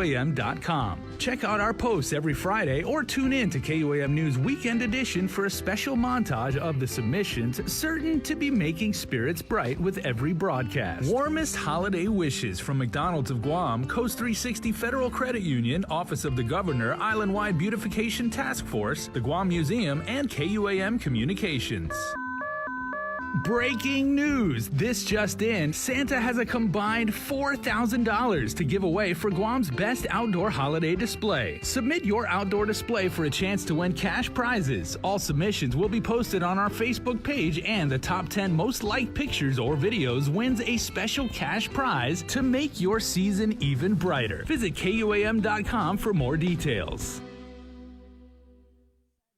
The Christmas Pops virtual marketplace continues on the stations of KUAM and on our webpage at KUAMChristmasPops.com. Catch the encore through December 11th on demand and on the stations of KUAM Communications. The Christmas Pops virtual marketplace is presented by Stroll Courier. Get all your packages, documents, and gifts delivered island-wide. Visit strollguam.com/courier and book a delivery today. Domino's. Visit domino's.gu for faster, easier online ordering. And JA Guam, bringing the business of life to life. You overcame the challenges of this day and age and showed the world that our spirit of Inafat Malik is unbreakable. Siduas Maasi to all our community partners who helped the KUAM Care Force in giving back this year. And thanks to you especially, the people of Guam. Your kindness and generosity gave hope to so many in need this year. Let Giving Tuesday be the spark that keeps the spirit of generosity going throughout the year. Even a small gesture of kindness can brighten a child's day on Christmas. With donations more challenging to deliver, this year the Salvation Army is in need of your help with their Toys and Joy Drive. Donate new toys or gifts for children and teens anytime between 9 a.m. to 5 p.m. at their Teton office drop boxes up until December 22nd. You can also drop off your toys to our donation drive-thru in our parking lot in Harmon between 7 a.m. to 2 p.m. on Giving Tuesday, December 1st. Let's all do our part and dig deep to bring some joy to kids in need this Christmas. Holiday federal employees and annuitants, the open season is here. Cboc Select Care offers a comprehensive on-island network, including GMH and GRMC. Our off-island provider network stretches across the Pacific, plus our partnership with United Healthcare provides over 1 million providers throughout the continental United States. Cboc Select Care, healthcare that's always there for you. Federal employees and annuitants, enroll today. Here, along with our friends at Guam Windward Memorial, this bit of festive holiday cheer called Cover Me. It's a great sponsored segment by our friends at Guam Windward Memorial, where they are presenting this morning a music video from Chelu Joe Guam. All right, doing Feliz Navidad. Again, this is Cover Me, brought to you by Guam Windward Memorial. Good morning, Guam. This Cover Me segment is brought to you by Guam Windward Memorial.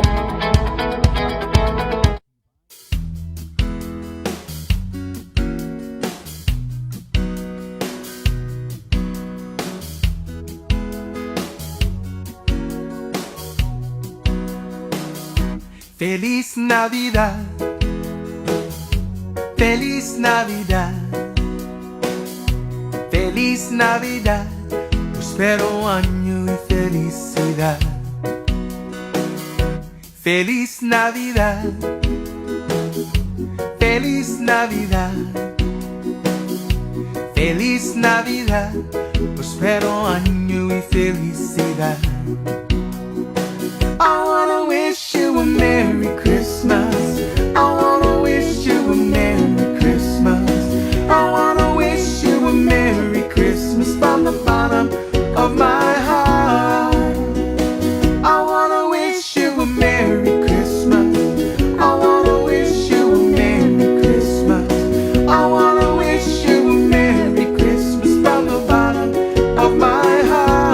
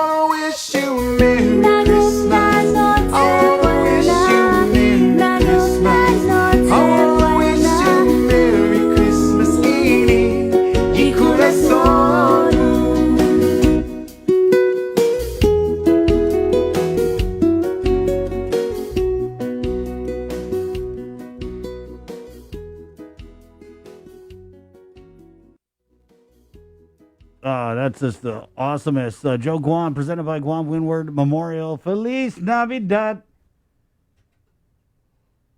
He's waiting for you to sing. Yeah, go ahead, Jay. Take it away. Do it Michael Jackson style. Feliz Navidad. I could maybe No do... pressure. Just do it. Just I can do sing like something. Aaron Neville, like the Okay, Neville yeah. brother. Oh, yeah.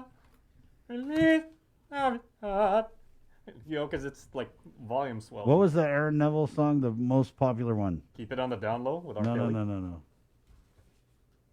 They said if Aaron Neville sang like Finogi Chamorro, it would be Yeah, please. Okay. Well, one thing that is factual. I was talking with Dr. Lombard earlier about the Army-Navy game. That is going to be.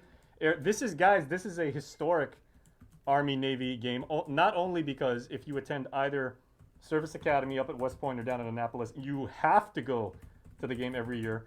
And for the last 77 years, that game has been played on a neutral field because you can win the Commander-in-Chief's Cup. This year, it's going to be played at West Point. That hasn't happened in almost 8 decades.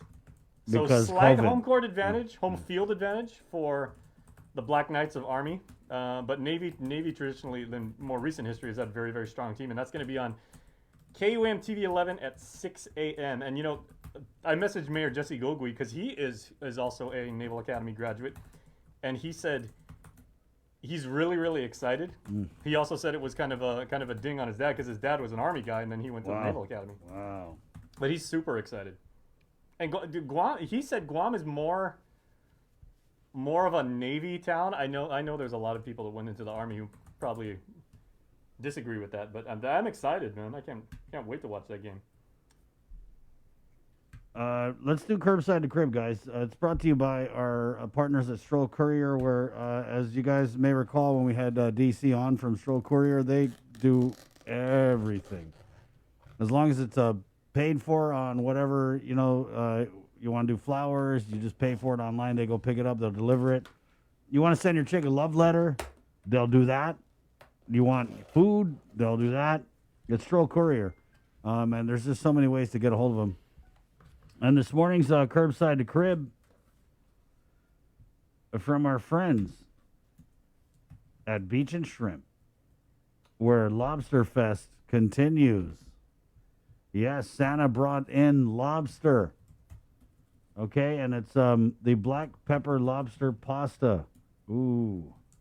Indulge in chunks of lobster coated in our Singaporean black pepper sauce, made with roasted black peppercorns, garlic, ginger, and butter.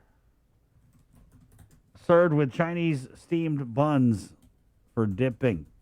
That is Chamorro style right there. Pasta, that's carbs. Busta, give me bread too. Can we get rice? Look at this, guys. Look at that, Jake. You smell that? Yeah, no, I can smell it, and it actually smells quite amazing. It smells exactly as it looks. I mean, I know that's kind of a weird thing to say. You get a little hint of the black pepper. Yeah, and the accent on it from the herbs. Right. It's the accent from the herbs. I almost was gonna say it looks too good to eat, but no, I am diving. Yeah, you into got that no thing. problems eating that. I'm doing a triple pirouette right into that thing. A triple pirouette. It's only a $15.99 and it's part of Lobster Fest Wait, holiday what? special. Yes, $15.99 at Beach and Shrimp. Where you get them. No, that can't be. That's not a typo. The decimal point is. I'm looking at it right now. $15.99. Jay, I've got it right in front of me. I'm eyes on this thing. Wow. 989-3224. Of course, they're in the Flame Tree Plaza across the PIC Hotel. Open 11 a.m. to 8 p.m. You can get them on Instagram. Beach and Shrimp. I'm gonna have that this afternoon, and I'm gonna have that tonight. I'm gonna have that delivered by Stroll Courier. You know, something else that's really cool that Beach and Shrimp is doing. I don't know if we have this, guys, but they're doing holiday steaks. It's highly limited availability. Okay, it's $35 per steak, raw, frozen, prime grade, dry aged, 26-ounce porterhouse. We don't have the steaks. I know. I'm just reading it. I'm just throwing them a bone. Hopefully they'll throw me a steak. And we have the 20-ounce ribeye, which is bone in. $35 per steak, okay? You get these at Beach and Shrimp again. The number, 989-3224. Brought to you by our friends at Stroll Courier. It's curbside to crib. We'll take another break, and we're back to close out the show next, right here on The Link. Let's get married during the most wonderful time.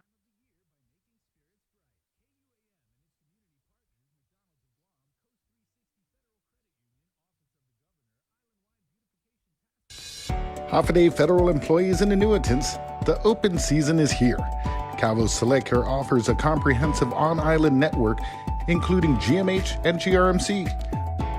Our off-island provider network stretches across the Pacific, plus our partnership with United Healthcare provides over 1 million providers throughout the continental United States. Cboc Select Care, healthcare that's always there for you. Federal employees and annuitants, enroll today. GU Self-Storage, conveniently located near the Harmon McDonald's. We offer affordable rates, online payments, and auto bill pay for your convenience. Plus gate access daily from 6 a.m. to 9 p.m. Call us today at 648-7867 for more information.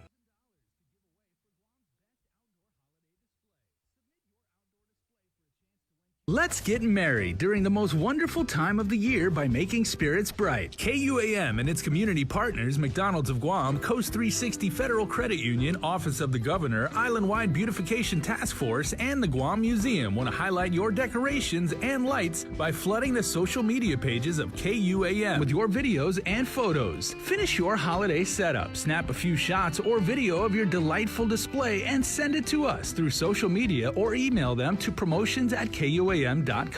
Check out our posts every Friday or tune in to KUAM News Weekend Edition for a special montage of the submissions certain to be making spirits bright with every broadcast. Warmest holiday wishes from McDonald's of Guam, Coast 360 Federal Credit Union, Office of the Governor, Island-Wide Beautification Task Force, the Guam Museum, and KUAM Communications.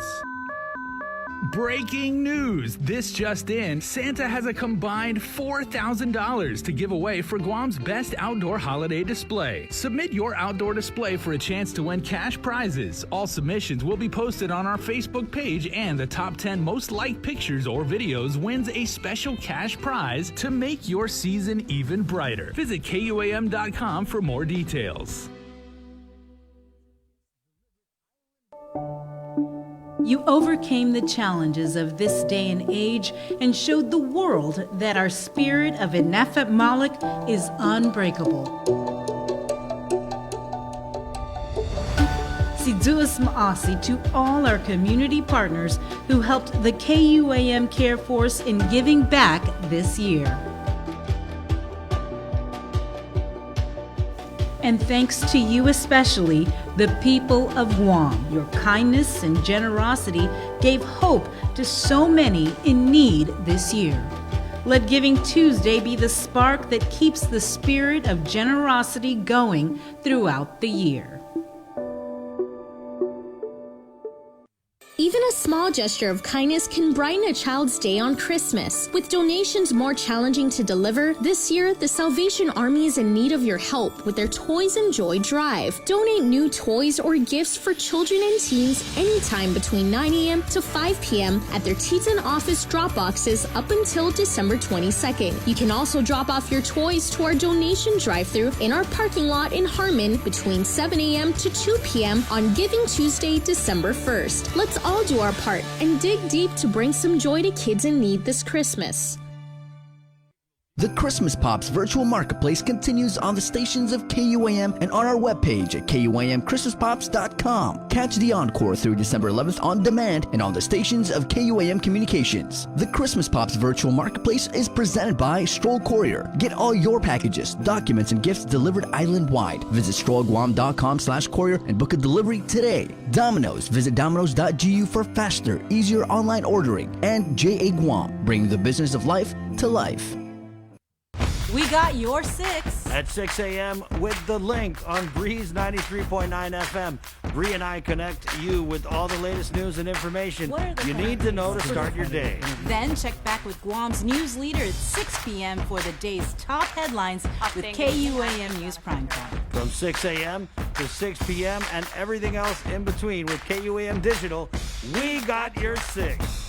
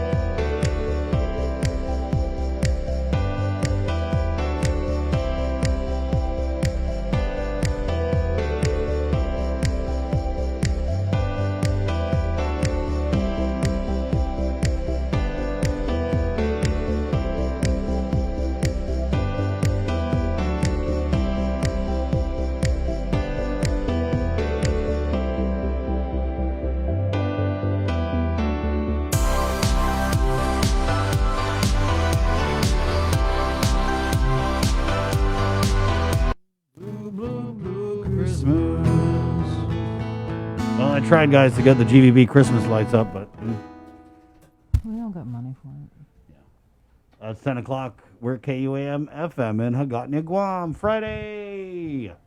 Bree, takeaways from today's show. There was a lot, okay? And again, Jason posted it in the comments. We did a great interview with Dr. Felix Cabrera, the author of The CAR Score, about the vaccine. Just fired off about 1 million questions to him. That video is posted in the comments today. It's also KUAM News YouTube, guys. When we have people on the link, Jason immediately after the show cuts up the interviews and puts them out on KUAM News' YouTube page. So, again, we had another interview. We had one with Annette Uggan, I want to say it was yesterday. And today. And today with And- Director Artson Augustine. Right, and it was a follow-up to the meeting for the vaccine committee that met yesterday for the first time. And so they discussed, identifying the critical populations where they're going to go out and, well, not go out, but for priority for vaccination. So you can also find that link. That'll be going up. Lots of information about that.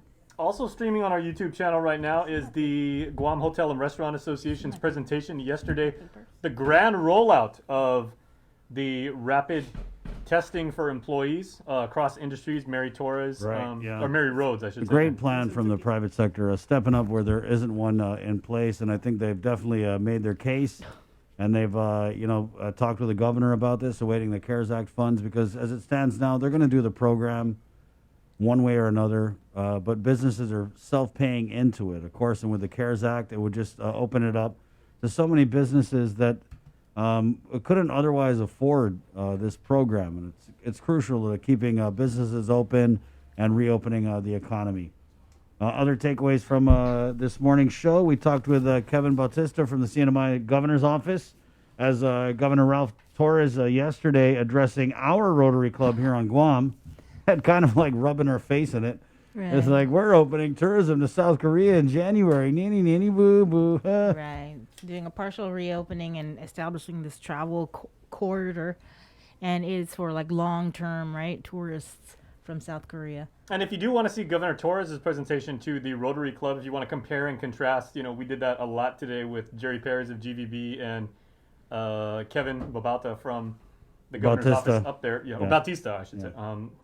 Up there. You can also watch that. That's on YouTube too, including on our YouTube channel. If you really want something cool to stream, I mean, if you're just kicking back, if you're about to start class, if you're eating, or if you just want to get the good holiday spirit, last night's episode of Local Music Mashup. Yeah. Featuring the Dolls. Yeah. Featuring Joy James Atta. Yep.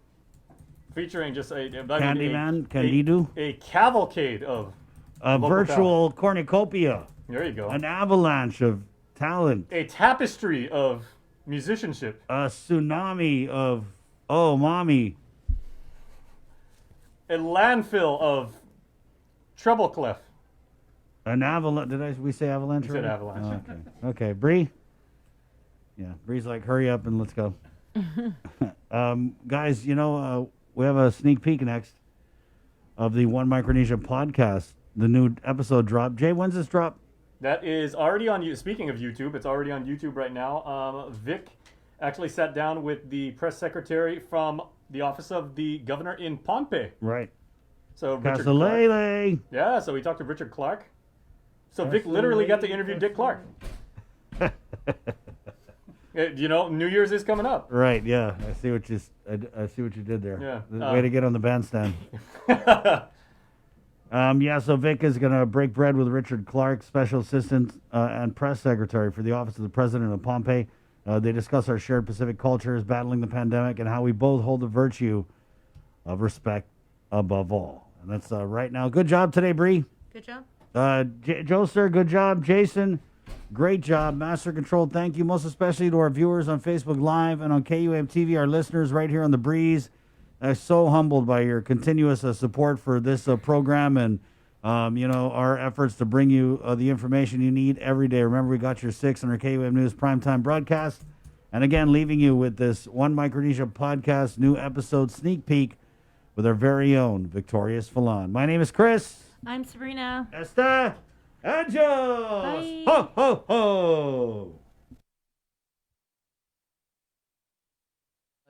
ho. So, Richard, thank you so much and welcome to the podcast.